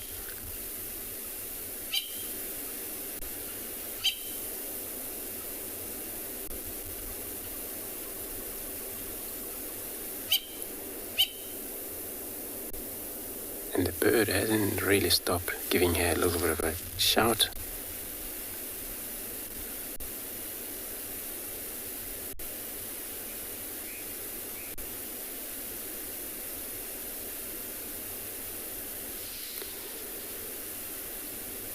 But the guys, they say that also was a male leopard track that was seen not far from here.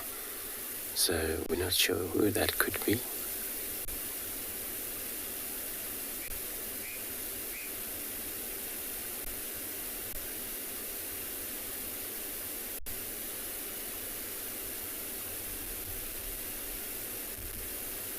So it just looks like it was a lot of activity happening last night around here.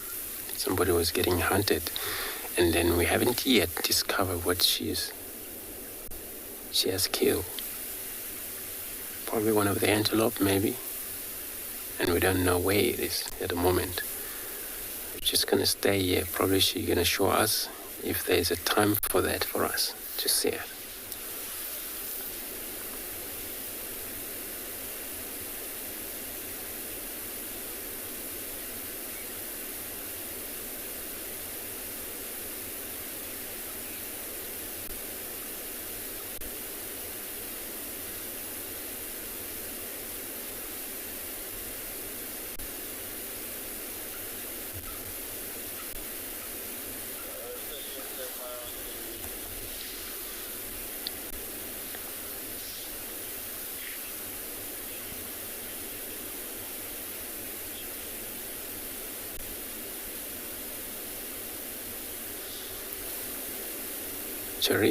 So you're asking, do leopards have a unique spot? So all leopards had a rosette spot. Pretty much to the top of their body are rosette spot. Down below belly, they're just a solid spot, black dot. But then of course unique spots around their faces that's where they most been identified, looking at these spots around their faces. So around their faces, the spot are unique very much.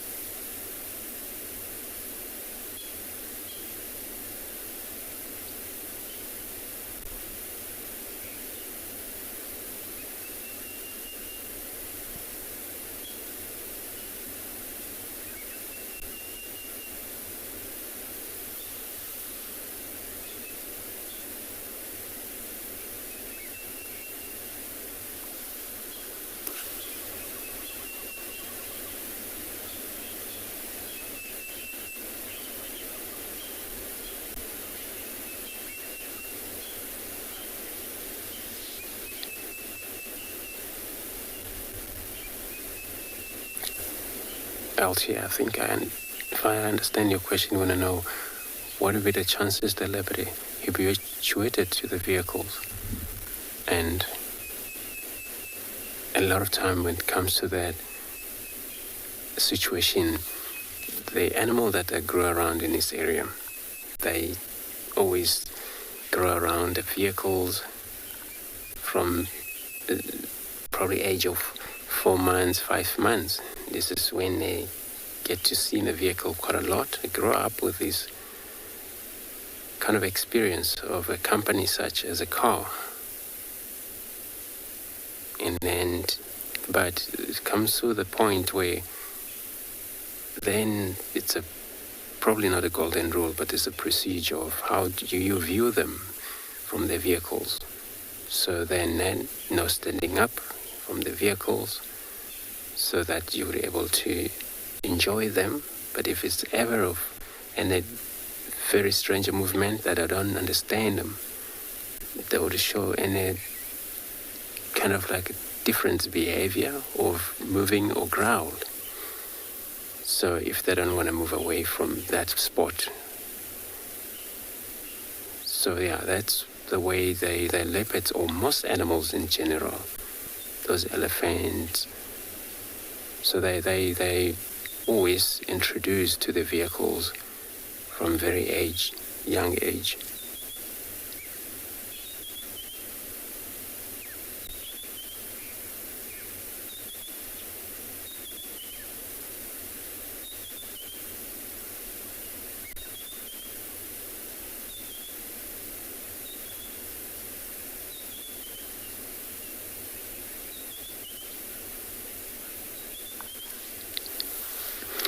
So we're going to stay put. Hopefully our cat will show us where the kill is.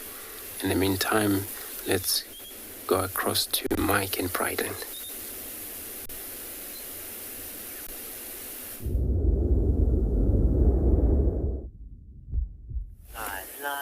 So we have made our way back towards Ndlovu Dam after a bit of an experience that we just had. I mean, the impala's not here anymore. It seems to have moved off, but we went to follow up on what we thought was lions, and after being growled at, so we lost signal. Unfortunately, it's in a bit of a low signal area. We lost signal, but had some growling in the distance, so we went and followed, and we found a carcass in a tree. So it sounds like, or it seems like, there were probably 2 leopards fighting over an impala, a female impala that might have been the mother of this young one that was here this morning. And we also disturbed a hyena that was under the tree. So it was really exciting for us to be able to follow sounds and eventually find the origin of the sounds, which I thought was lions, but it seems like it was a couple of hyenas fighting with maybe a couple of leopards. And I was super excited because it was Mpho's first time to track and find lions or a predator on foot here or on bushwalk at all. So it was very exciting. But now we've come back here just to enjoy the quiet after that quite adrenaline experience. We've got the grey heron sitting on the dead tree over the water. Do not see the impala where it's gone off to, or where those hyenas have gone. I'm sure once people started moving around the camp that impala decided to move off, hopefully not directly into the mouth of hyena. We also had alarm calling 5 minutes ago or so of lots of impalas just to our south. So I do wonder if maybe one or other of those leopards that was fighting over that impala carcass is maybe making its way towards here to have a drink at the dam. I guess we won't know until a bit later. It's unlikely that it'll come in the middle of the day. A few impalas are coming down to the dam. Oops.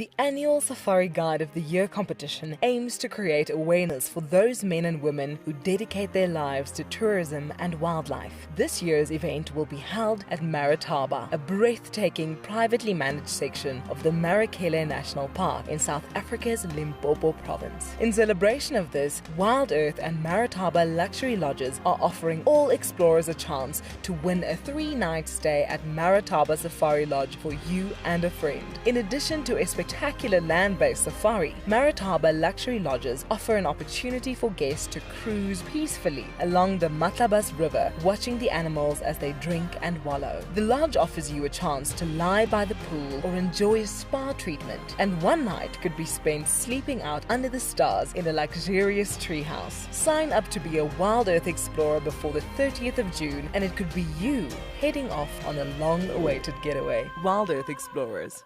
It's in your nature.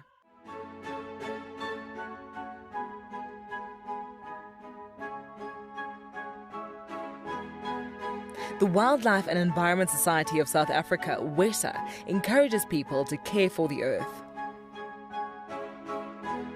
Through innovative projects, they aim to reverse the serious issues that we face in the world today. One of these projects is Green Coast, a proudly South African award for sensitive and well-managed coastal sites.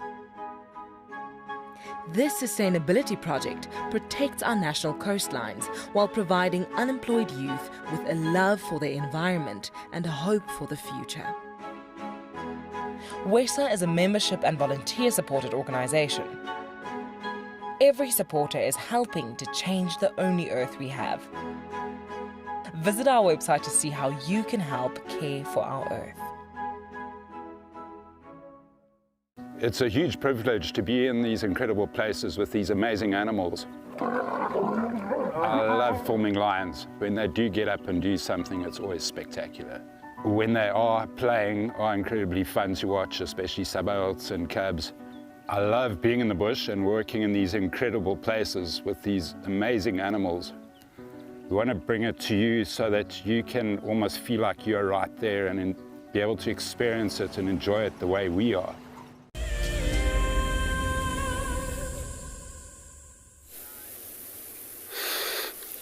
So, everybody, as you can still see that our leopard is still there in his shed. There's one car actually wanted to respond to this leopard. We're just going to see when I get here. She may be even more a little scared. But we'll see if that happens, then we're going to probably give it a break for now. Hopefully maybe later on we'll find out. Because that car can hear it, but then you can see how she's checking around a lot.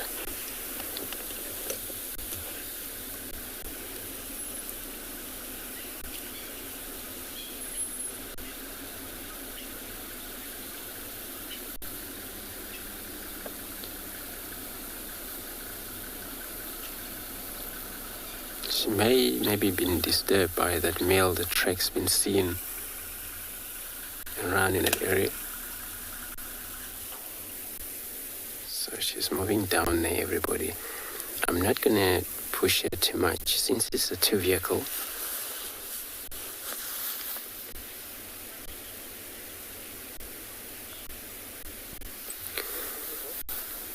So here you asking how much does a leopard weigh? So female weigh anything around 50, 58, 60 kg female, but the male they weigh probably up to 80. Some can even more than that if they well develop body very well. Look at this dune pool, sometimes some of the leopard can get up to 90, but usually males anything from 75 or 80 kg. So we're gonna get an update from the guys. They're gonna stick with her. For 2 car for now, I don't think is a good idea for us. So we don't want to scare her. We're gonna give it a break for now.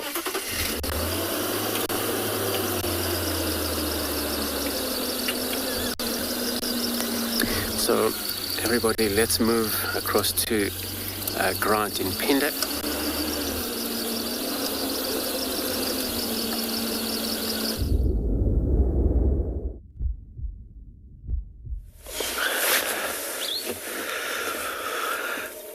Welcome back everyone to andBeyond Phinda, where we've decided to come and stop in at one of the water holes on the reserve that we actually have signal at.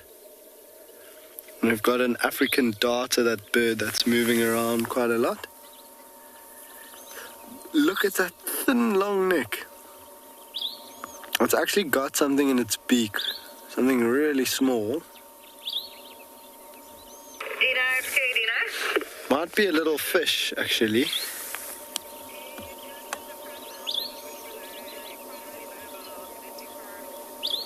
You see how it's shaking its head?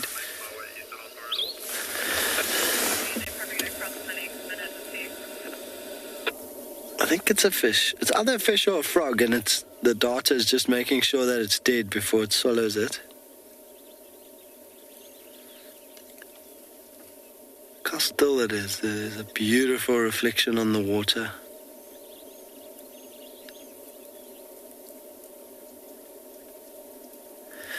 Oh, dropped it.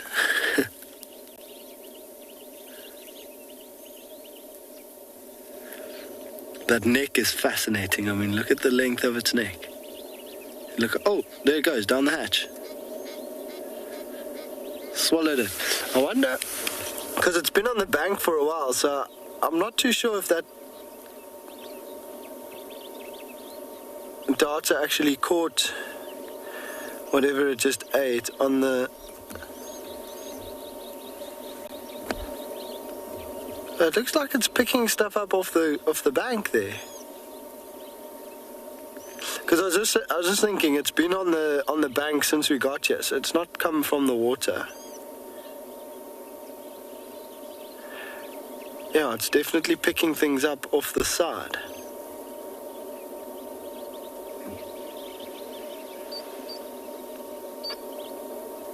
I wonder what it's eating.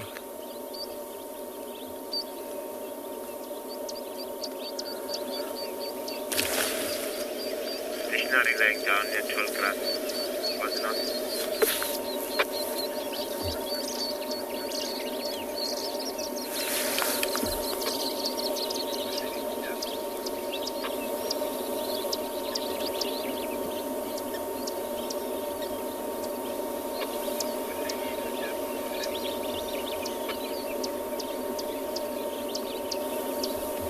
It actually looks like it's eating some vegetation there. Or maybe even like some hippo dung that was flicked around there.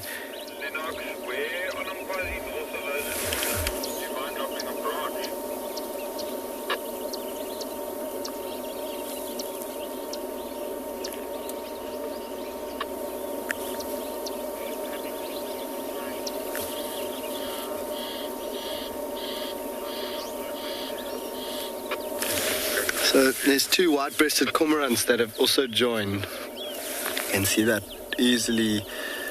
Notice them by that striking white patch. And they look like they're collecting nesting material. So at a watering hole nearby, there's some big dead trees. Yeah, you see this one taking off?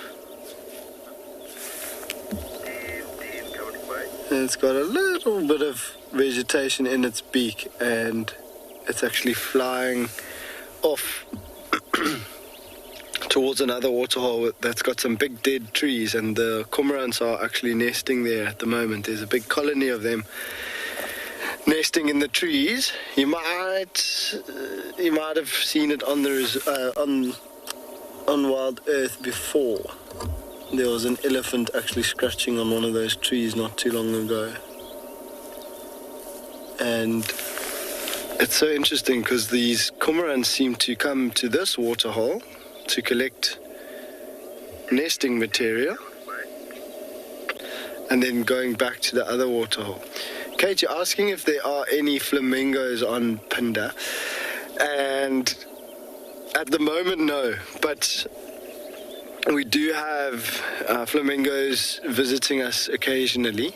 There is Lake Sabi close by, that there are quite a few flamingos that stay there, and Lake St. Lucia, and so they are in the area, and just from time to time we see flamingos and actually pelicans as well come to Phinda every now and then, but there's no resident flamingos at any of our waterholes. But from time to time they do visit the reserve.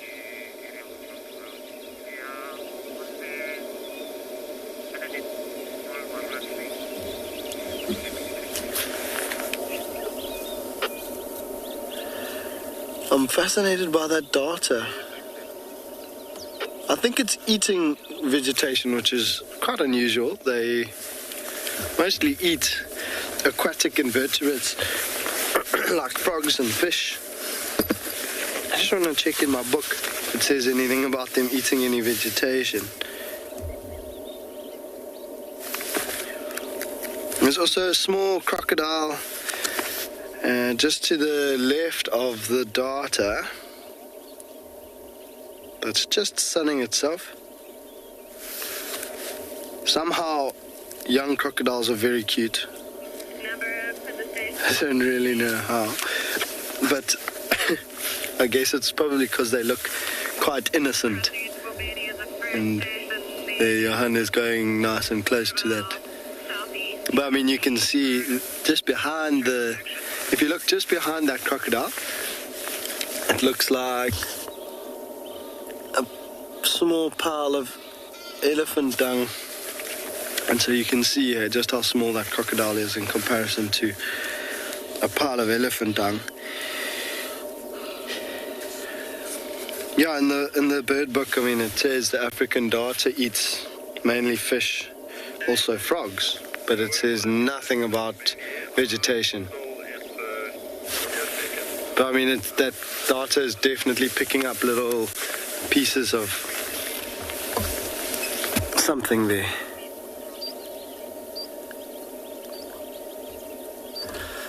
Sophia, the cormorants, they are quite big and bulky birds. I mean, you saw that one that Johan managed to get on film taking off, and you saw it had to like run along the edge of not the edge, it had to run along the surface of the water to gain enough momentum to take off. And that's because they are quite heavy-bodied birds considering their size. They are around about 3 kilograms. So males being slightly bigger than females. Males just over 3 kilos and females just under 3 kilos. And so they're more at home in the water. They're much better suited to moving in the water. So they've got massive, if you imagine a duck's foot with the webbing between the toes, they've got a really big webbed foot that they use to kick and propel themselves forward under the water. And then a very streamlined build with a thin, long head and a long neck. A very narrow body, so they move quite gracefully through the water, and they're able to kick and turn, and they're quite agile through the water. Oh, and speaking of turn, there's a tern flying above. Looks like a whiskered tern. It's coming across. Do you see it? Yeah, Johan. Might be quite a tricky one to try and follow with the camera. Don't fly away. Oh, I thought it might. No. Sorry, guys. It was a whiskered tern. I thought it might do a little bit of hunting around the edge of the waterhole here.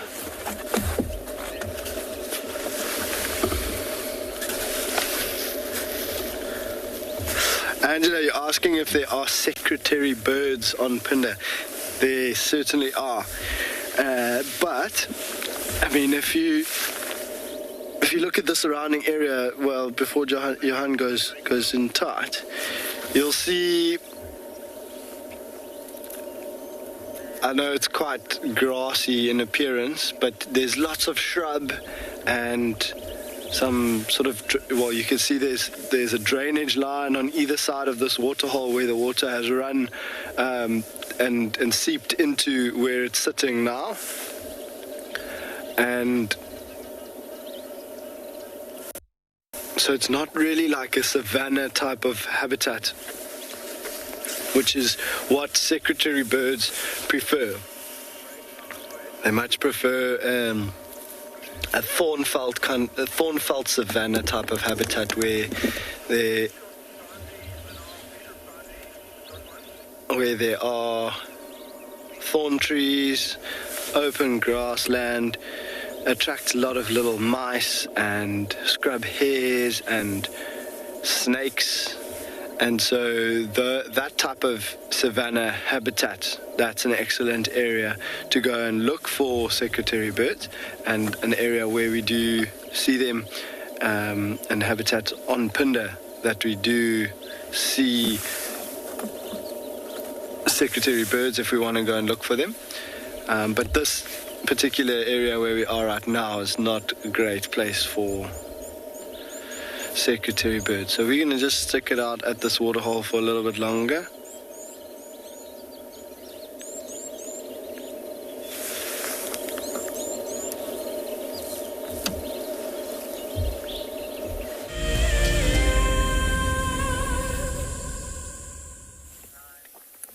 It's still very quiet at the waterhole. Wind has really died down, but it's been very windy recently. And that wind is making this waterhole dry up very, very quickly. I was actually just looking now at how much the water has receded. And it's only going to get quicker and quicker as it gets drier and as the wind keeps blowing and more animals come to drink. But if you just look there towards that leadwood tree right on the edge of the waterhole, close to where that impala was sheltering earlier today, that whole area is now basically mud. It's no longer water, it's just mud. And it's quite shallow all the way to the end of those branches. So that's all going to become dry, hard mud, hopefully not too soon, but I think probably in the next few weeks. And this waterhole will shrink to about half of its size. And when you can imagine dozens of elephants every day coming to drink, 100 to 200 liters of water every day, plus buffaloes probably drinking 20 to 30 liters a day, and all the impala that drink, it's going to be dropping very, very quickly. And that doesn't even take into account all the animals that will mud wallow, taking mud and water on their skin away as well. This will hold water, I think, the whole season until the next rains, but potentially will get quite low. I think we're in for a couple of good years of rain though. So it should be interesting to watch how this waterhole develops. Maybe reeds will start growing, maybe lilies, water lilies. Perhaps we'll get larger fish populations starting to stabilize in the waterhole. With more fish, maybe a crocodile, perhaps the water will become clearer with more vegetation. It's really exciting to watch seasonal changes over long periods of time. 3, 2, 1, hold over, begin.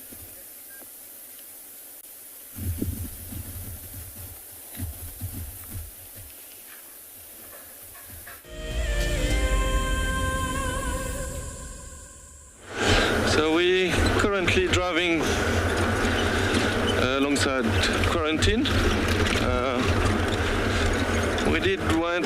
We went to check sandy patch there. Unfortunately, no luck. It seems like it's not a very good morning for myself. But that does happen. we still have a bit of time to try to find something. I apologize. The road is very bumpy here. I'm going to slow down a bit.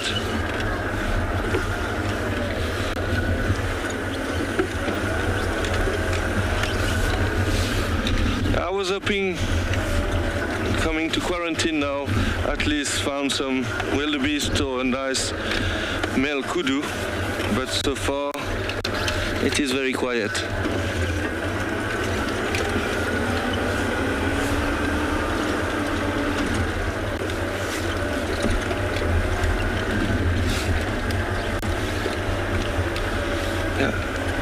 Hi Kayla, you would like to know why can't all the big cats get along? If I understood that clearly, yeah, basically they are actually fighting for food and territory, so they are different species, so that it's quite simple to understand why they don't get along. And as they fight for the same prey, they will always fight to get something to eat. So if one leopard kill an impala, for example, a lion will come and definitely steal that kill, because they need to eat to survive. So they give priority to survival instead of going along. I hope that answer explained it a bit. I was hoping to find some wildebeest. There's a little group of wildebeest here. And a beautiful waterbuck actually sitting at the back.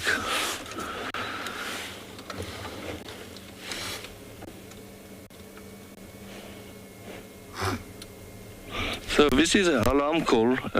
What's happening here is that a little bit further down there's a group of people having a coffee break. So this is what they are looking at. Unfortunately, it's not a lion or a leopard.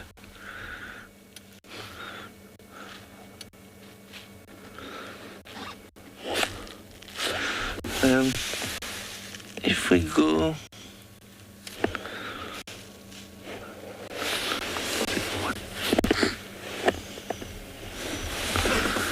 Yeah, it is a good indication to hear wildebeest snorting like that. Unfortunately, this time it's not for the right reason. And we have a beautiful waterbuck male sitting there, warming up. Waterbuck are highly dependent on water. They will always be around 5 kilometers from a water area. So if you look here, there's a wildebeest and a waterbuck. For the waterbuck, it's only the male who have horns, but for the wildebeest, it's the male and the female have horns. So it is easier to identify a male or female waterbuck than a wildebeest.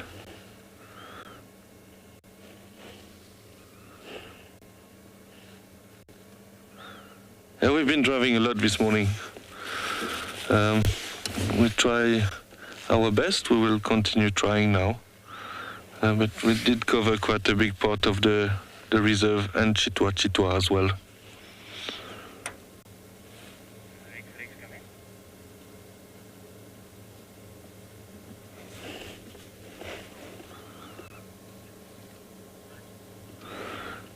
Hi, Nicole, you would like to know if wildebeest can run? How fast? Oh, they are very fast, sorry. Obviously they can run, but they can run around, yeah, just around 80 kilometers an hour, maybe slightly faster. They are one of the fastest antelope in the Lofeld. Yeah, so I would say just past 80 kilometers an hour, maybe a little bit more.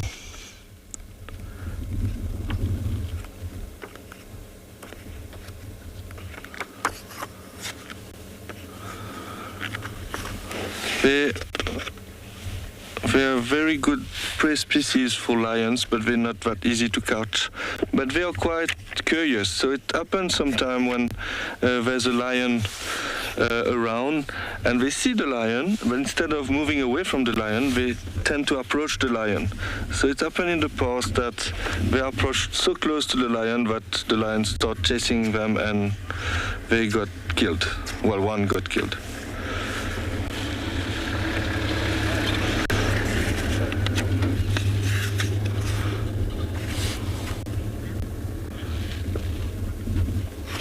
Okay, so we're going to continue driving around. We will send you to Andrew for a quick update.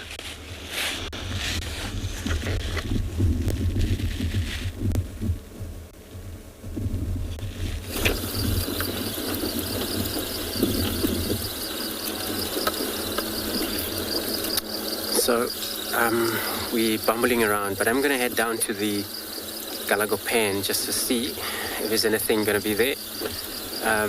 We give it a time for that leopard sighting there. She's not actually very okay. Something going on that she's not happy with.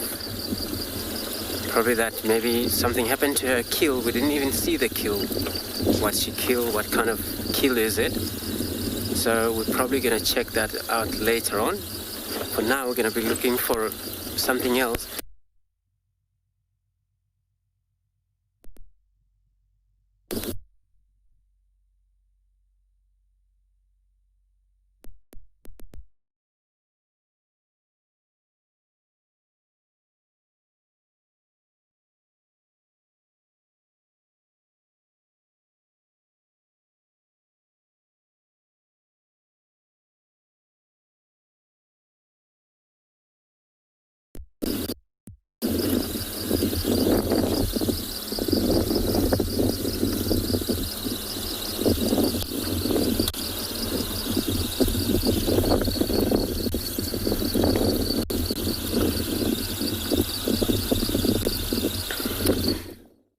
So sorry about that. It happens that I drove into kind of a very steep little area. But we are now here. A little pen.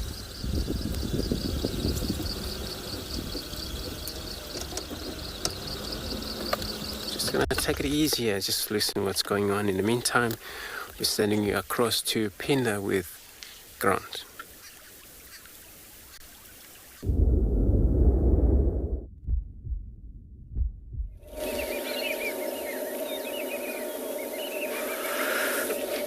Oh, it's quite interesting to hear that Kalamba was not that comfortable with the car being around.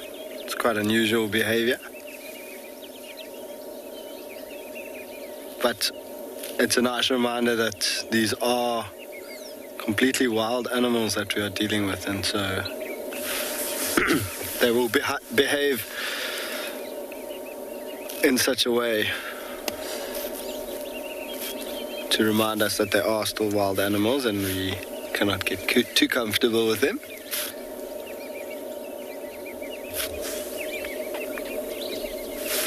We've just been doing some birding around this waterhole, and there's a stunning view of a grey heron that's busy preening its feathers in the sun there.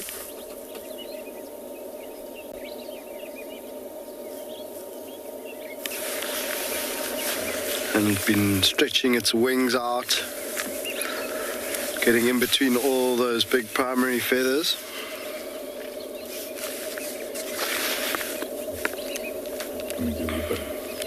Cool. And then we've just repositioned ourselves on this dam wall to try and show you some of the hippos that are in the waterhole.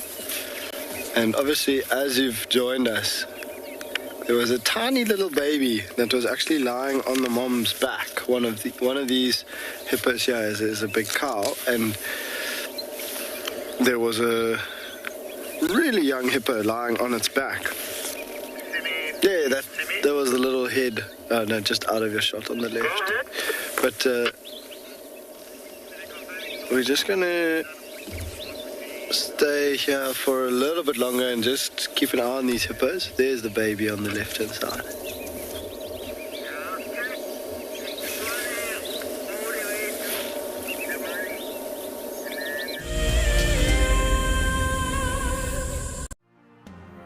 Hello everyone, my name is Elmarie and I'm very excited about this drive.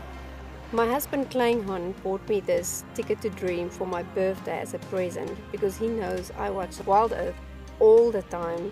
I couldn't be more happy. I've never had such a great present in my life before. If you want to go on safari with a WildEarth guide whilst honing your bush knowledge and of course featuring in one of our shows, then head over to our website. Okay, my favorite part about WildEarth is the characters, and then of course I love the bush and I love Africa, and just the fact that I can follow every day, that's one of my favorite things. Sign up to be a WildEarth explorer and you could be making your first ever on-screen appearance. Being on a live drive on WildEarth is really great because you can actually now smell the bush, see the animals in real life. You have to really make a plan and just do it. Hi everybody, I'm Tiana, I'm from Johannesburg, and I am one of WildEarth's biggest fans. Been watching for 4 years, DG here from the Ozarks. It's been 4 years for me and I'm not leaving anytime soon. It's given me a time away from the hassles of the city, and it's given me a connection to a place that has stolen my heart, which is Africa. Last year we lost our son, and now we're just watching WildEarth. Love to all you guys. You are reminding us of the role that we play in nature conservation, each and every one of us. You have reconnected myself to a dream that I had as a child to get involved in nature conservation, and for that I'm really grateful for as well. Thank you, thank you, thank you.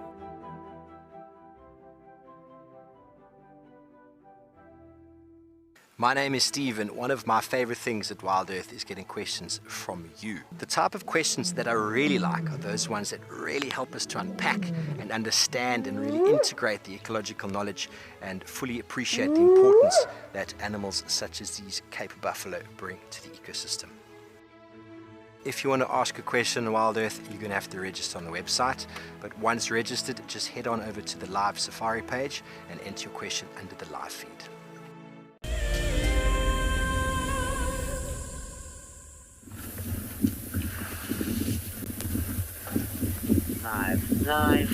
These elephant bulls have just come to Ndlovu Dam, and what was super interesting is that they walked exactly where we were sitting a moment ago, and we had just had a little bit of coffee and a biscuit, and I think they could smell that because they stopped for a long time where we were having our tea and coffee, and they were sniffing and touching the ground. But now they've come to have a drink. They're actually walking towards us, and the wind is blowing directly towards us from them, and we're in the shade, so they probably can't see us.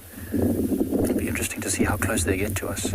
We're basically standing on the edge of our camp. We've decided to basically walk somewhere else, and then we saw these elephants coming, so we've come back to them. Look how they very tactile with each other, touching.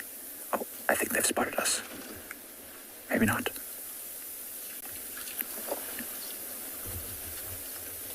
These are all young males. Young males tend to be in groups like this. None of these are, I think, in their 30s yet even. They're all quite small. I mean, small is a relative term for an elephant. They're absolutely massive animals, but for an elephant, they're quite small. All drinking in the shallows there where the water is not too muddy. Question, Hannah, how much water do elephants drink per day? Hannah, I believe these elephants, not being too big, will probably drink about 100 liters of water a day. But the very biggest elephants might drink up to 200 liters or even more in a day. See what they're doing right now, Hannah? They are busy sucking water up into their trunk and then spraying it into their mouths. And now a lot of it spills back down. But each time they suck up, maybe it's 10 liters, something like that. Depends on the size of the trunk, I suppose. But then some elephants are also struggling with their trunk at times, especially young elephants. You watch them, they don't really know what to do with it, so they dip it in the water, they try and probably suck up some of the water, but then they get it in their nose and they cough and they splutter and they sneeze and they trumpet. It's definitely a skill which takes time to perfect. It's not so different from sucking up water into a straw and then blocking the straw to stop it from falling out. So these are young bulls, which means they're probably going to have a bit of a drink. They maybe stay around and have some pushing and shoving, maybe even, it's a bit cold, it's a bit windy, so I don't think they're going to mud wallow, but they might go and do some pushing and shoving at the edge of this dam. It's a good place to socialize. So it looks like at least two of them are starting to leave, heading in our direction. We've got lots of green trees on the northern end of our camp. So maybe they're going to come and feed on the edge of our camp. Australia, that's a good question, and it all depends on how many elephants are in the area. I've seen a bachelor herd of elephants that was probably about 20 elephants, somewhere around there, but I suppose they could get much larger. If the number of elephants is extremely big, you might get 30 or 40 elephant bulls in a loose herd or a loose group moving around.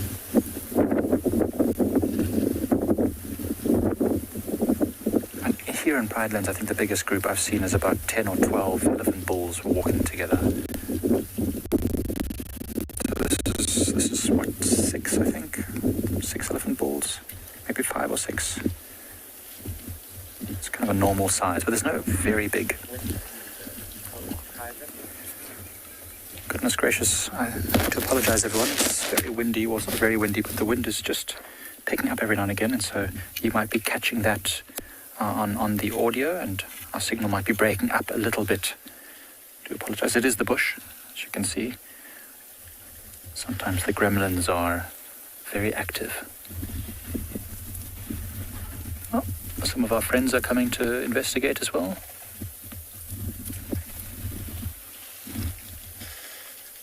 Some little Franklin were walking behind us. I thought they were going to come and say hi to us. They're very friendly. There they fly across the screen.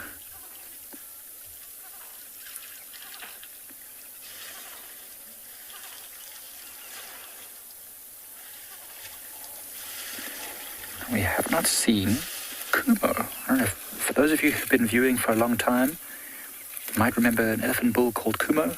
We haven't seen him for a while. And his best mate, I like to say is his best mate, Limpy, the elephant bull with one short leg. So I haven't seen them for a while. Probably busy exploring new territories. But Ezulwini, the massive elephant bull with his huge tusks, was seen yesterday at Leopard Dam. So maybe he'll be back in this area soon. And Susan, of course, Susan, the elephant, the feisty elephant. I haven't seen her for a while either. Now, I think because of all the rain we had, there's lots of water holes and there's plenty of food. So elephants are sort of ranging far and wide. But once it gets later in the winter and there's less water and food available, I think those elephants, the ones that we've come to know and really enjoy, will start making their way back to these core areas where they always know that there's water and where there's always food. So I'm sure we'll start to see Susan, Limpy, Elisha Keys, maybe even Kumo coming back here to Pridelands and these waterholes. These elephants look like they're finished drinking now. They're starting to turn away from the water. So you can imagine now, if each of these elephants drank 100 litres, that's 600 litres gone. That's not a small amount of water. And this is only a fraction of the elephants that come today. Oh, the wind's picking up again. I think this is a good opportunity for us to send you over to Grant at Phinda.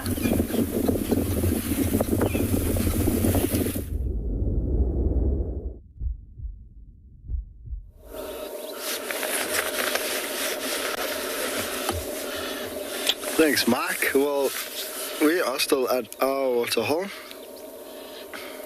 No water has left the waterhole, not 600 litres at least. And we've just been doing a little bit of birding. See these two hopping around the grasses on the edge of this waterhole. Just looking for little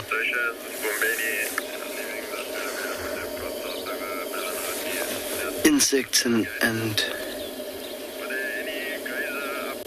maybe little tadpoles. Trying to look at those enormous feet. See the skinny long legs, but massive, massive feet.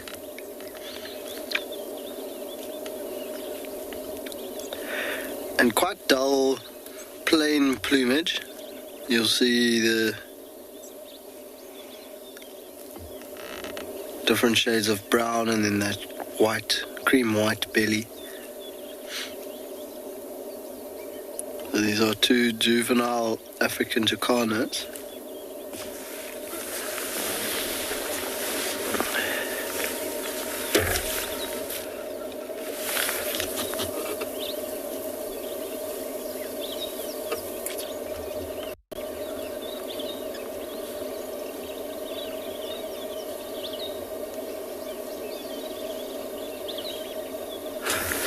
Pretty busy though, like as they're walking, they're pecking, grabbing little morsels.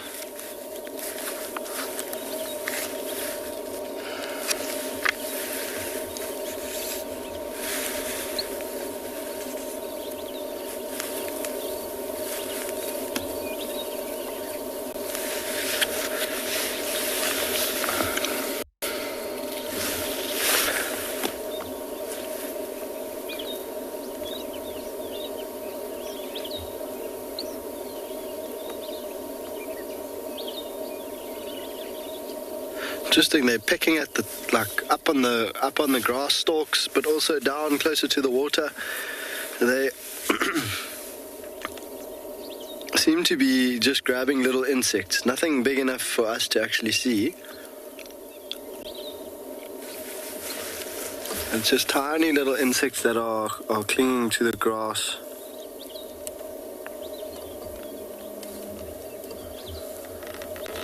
Oh, if you go to that white egret, Johan, there's a crocodile just behind it. Also quite a small crocodile.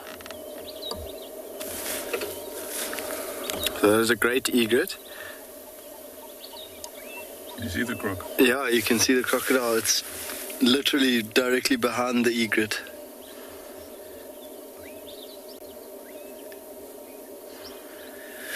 I can't see it with my naked eye, but with the binoculars and through the camera you can.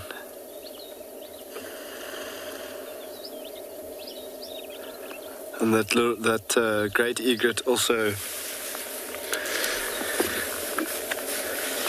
foraging for food, grabbing little. Come down below here, Johan. There's a heron that's just. Got it? Have you got it? Yeah. It's caught a frog. Oh, it looks like it's dropped it though.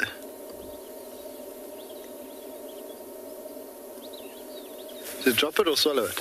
I didn't see it. I was scrambling for my binoculars and I don't know if...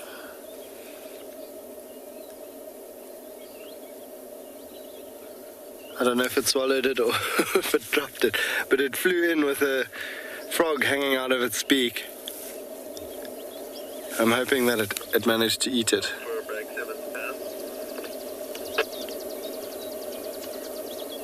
So there's a green-backed heron. It's just a really nice variety of bird species at this waterhole.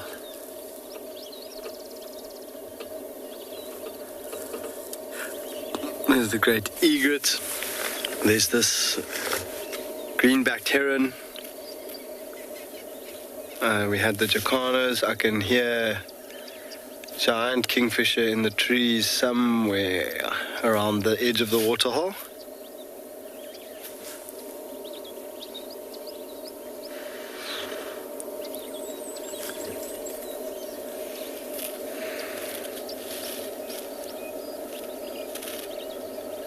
Yeah, the darter, the white-breasted cormorants, blacksmith lapwing. There were some squawker herons as well in the longer reeds, but they were not really visible to us. There's little grebes as well.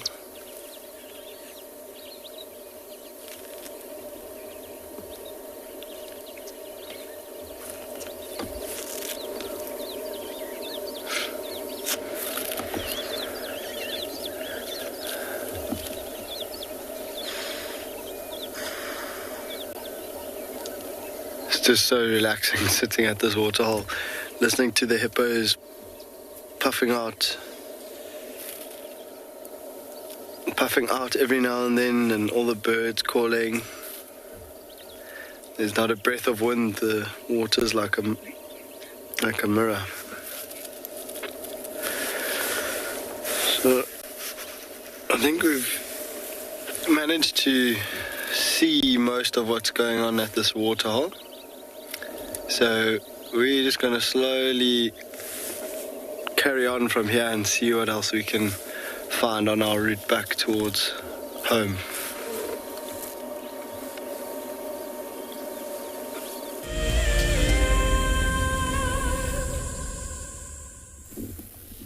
So everybody, we are sitting here at the Gari Dam. Elephants are about to drink, or they are drinking at the moment, some of them. Some of them just moving along the edge of the dam, but coming slightly towards us.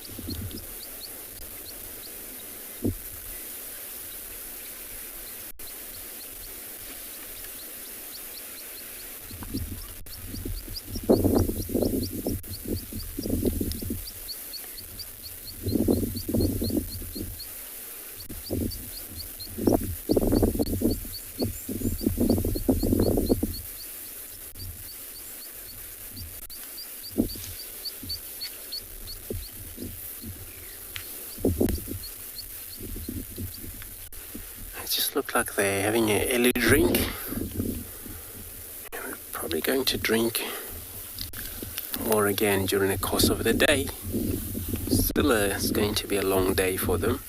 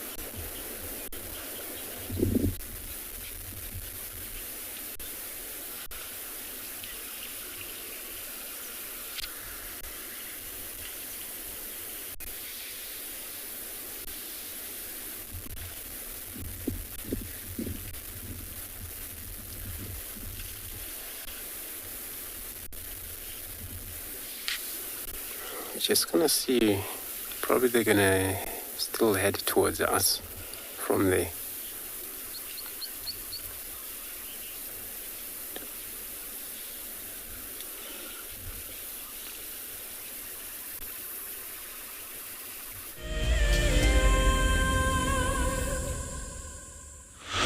Okay, so we are with Talamati Pride. It was a bit of a struggle. We drove a long way around the reserve, and actually we are very close to camp. But we are very happy that we are in their company.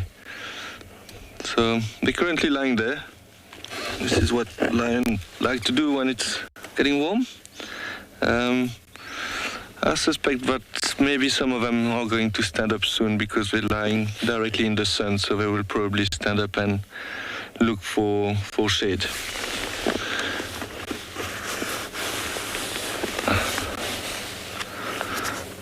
Yeah, that's the first lions I see since I started yesterday.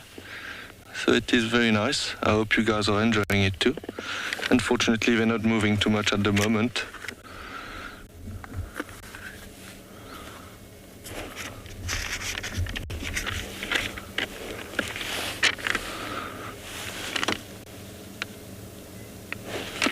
Just lying there. Oh, maybe on the left there's one standing up.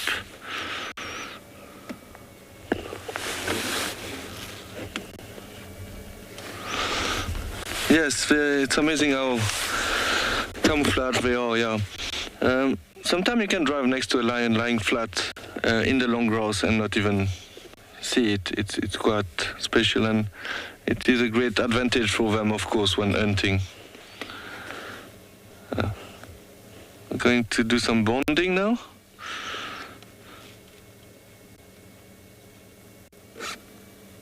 And lying down. Yeah, it happened in the past, like you just drive and you don't find a lion, and actually later on you do the same road and they were lying right there. It is also sometimes important to do a road in both directions, because there can be animals hiding behind one side of the bush and you don't see it from one side of the road, and it will be the opposite on the other side.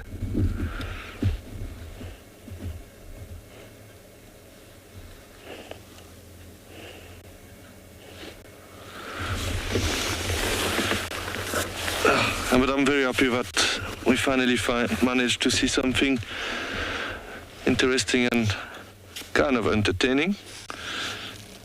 But at least it's the animal part of the Big Five. As you know, the Big Five include lions, leopard, rhino, buffalo and elephant. Okay, we're going to wait here and see if they stand up and move in the shade or start moving. We will send you to Andrew with some elephant.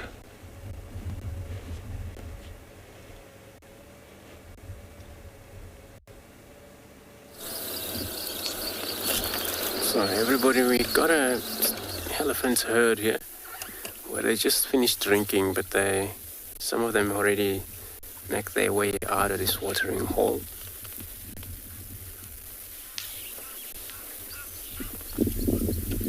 Where they actually an early drink for them, and they're probably going to drink every now and then again, since it's going to be a long day for them.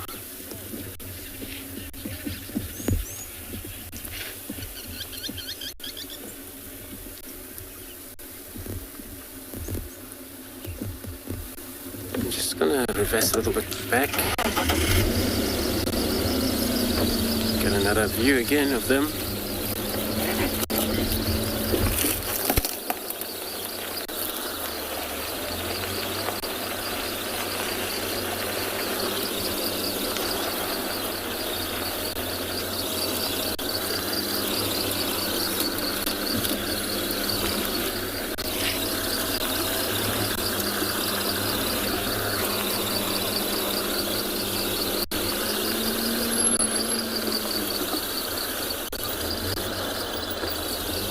Just gonna see, looks like this is how they're gonna be moving away from us. They're moving through that dip. This is actually outlet on Gurry Dam.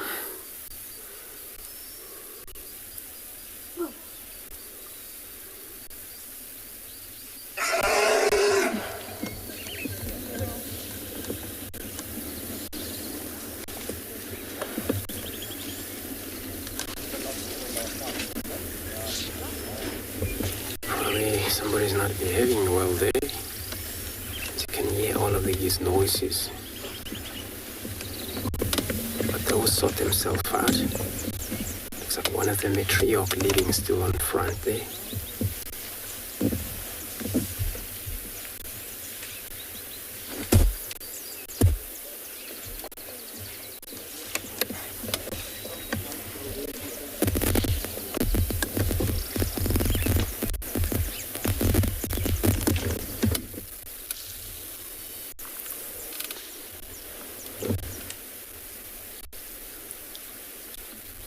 There's one of the young one.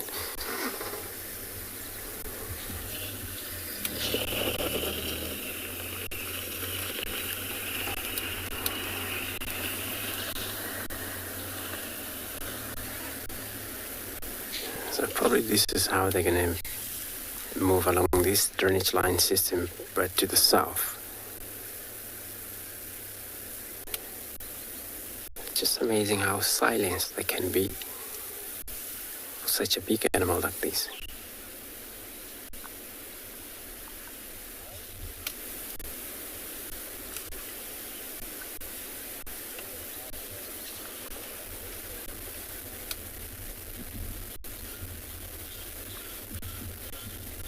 And they're still disappearing.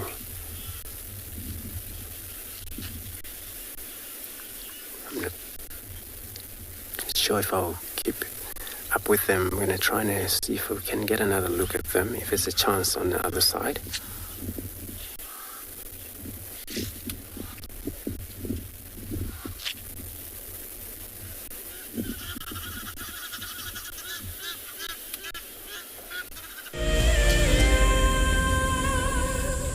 As the sun goes down in Africa, for many, the day has just begun. WildEarth is ready for the next brand new concept, and this time it's at night. A specialized thermal drone will take to the air under the cover of darkness. As it flies above the bush, it will be searching for hotspots on the ground. We might have a leopard on the far right of this group of hyena. The ground team will then be called to identify the animal. It is a warthog. That's exactly what it is. So there we go. It was a warthog that was running away from... Sorry, Warty. And of course, it is at this time when the big cats are on the hunt. Yeah, James just head a little bit more left. Okay, copy. I'm going to go north around on Impala Road. Okay, the lions are on the move, guys. Lions are chasing the wildebeest. WildEarth is looking for a sponsor who can help turn this show to a long-running series. If you are interested, then head over to our website to find out more. wildearth.tv/sponsors. As one of the industry's best and Fagasa endorsed training institutes, NJ Moorfield Guide College produces professional guides of exceptional caliber and gives students from around the world an incredible experience. NJ Moore offers courses to suit all types of interests.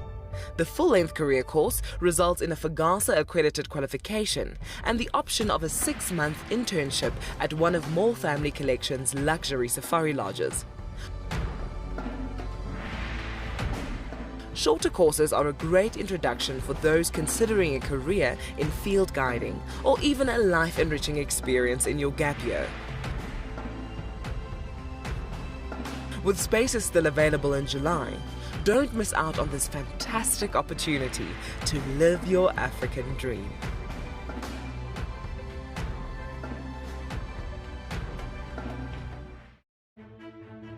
Hi everyone, my name's Daniel Fisher and I'm going to be your guide this afternoon. I'm looking really forward to taking you through and showing you all the beautiful places here at andBeyond in Ngala.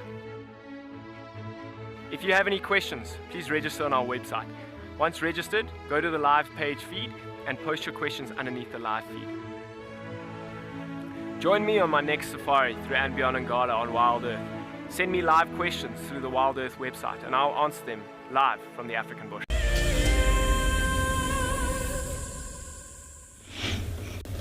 So we are still with the Talamatis. They're still lying there. I'm really hoping that they're going to stand up soon to try to find better shade. It's getting quite warm and the sun is shining on them now. I apologize, there's some vehicles joining us. So I will stay quiet quickly until they can find a good position and then continue talking.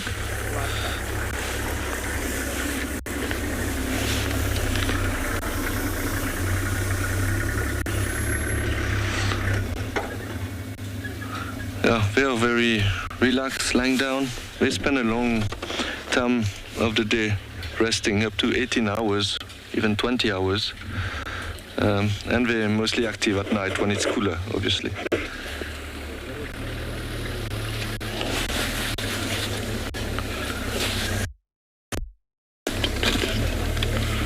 So if there's another vehicle,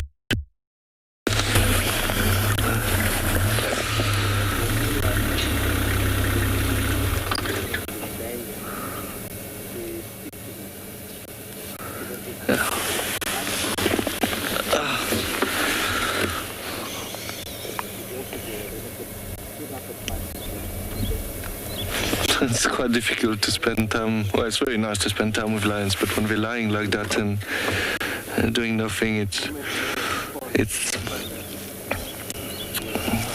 quite boring. But I'm sure they're going to start moving, hopefully to find some shade.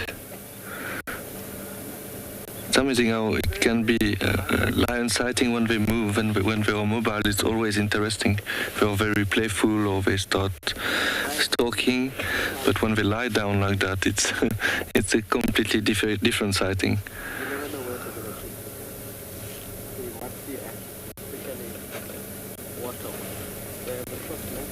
You can see the black patch behind the ear there, which is act as a follow me sign, which is a communication sign.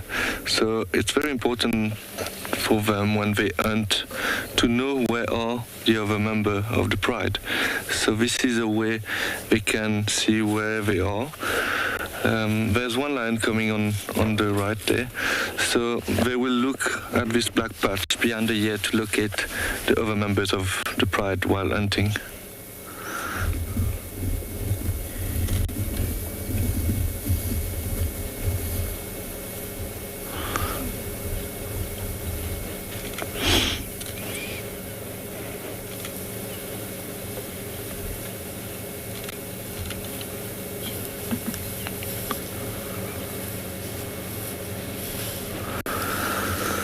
And lying down.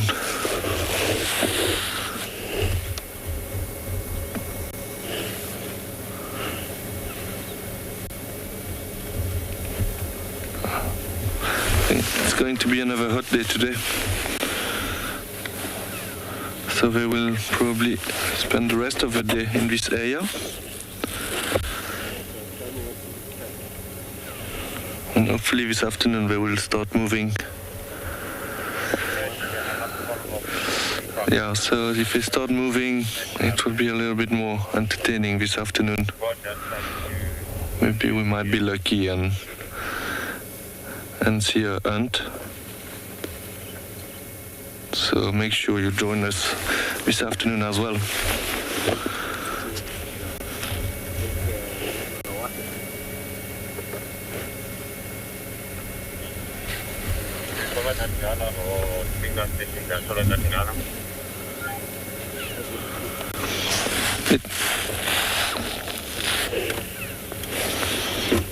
It is very peaceful actually spending time with them when they're just lying there.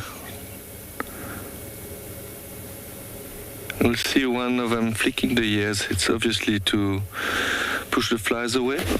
And obviously on lions you will never find birds like oxpeckers eating the ticks of them, because obviously they will eat the oxpecker.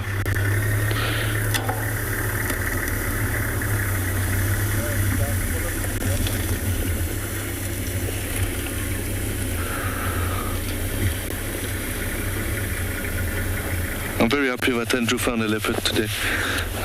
We struggled a bit this morning. Finally, we're having a nice sighting now. But it's always nice to have at least one leopard that we can show during the show.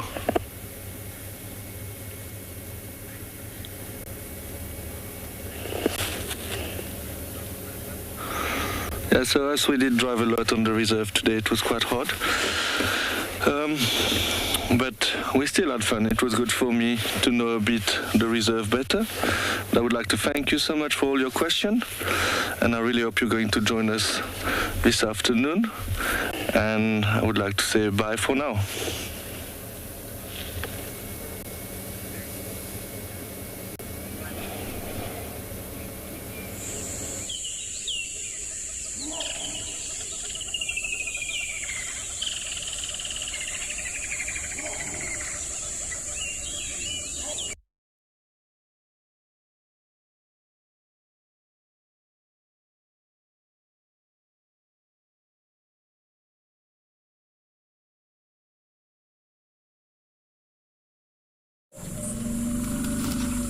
This program features live coverage of an African safari and may include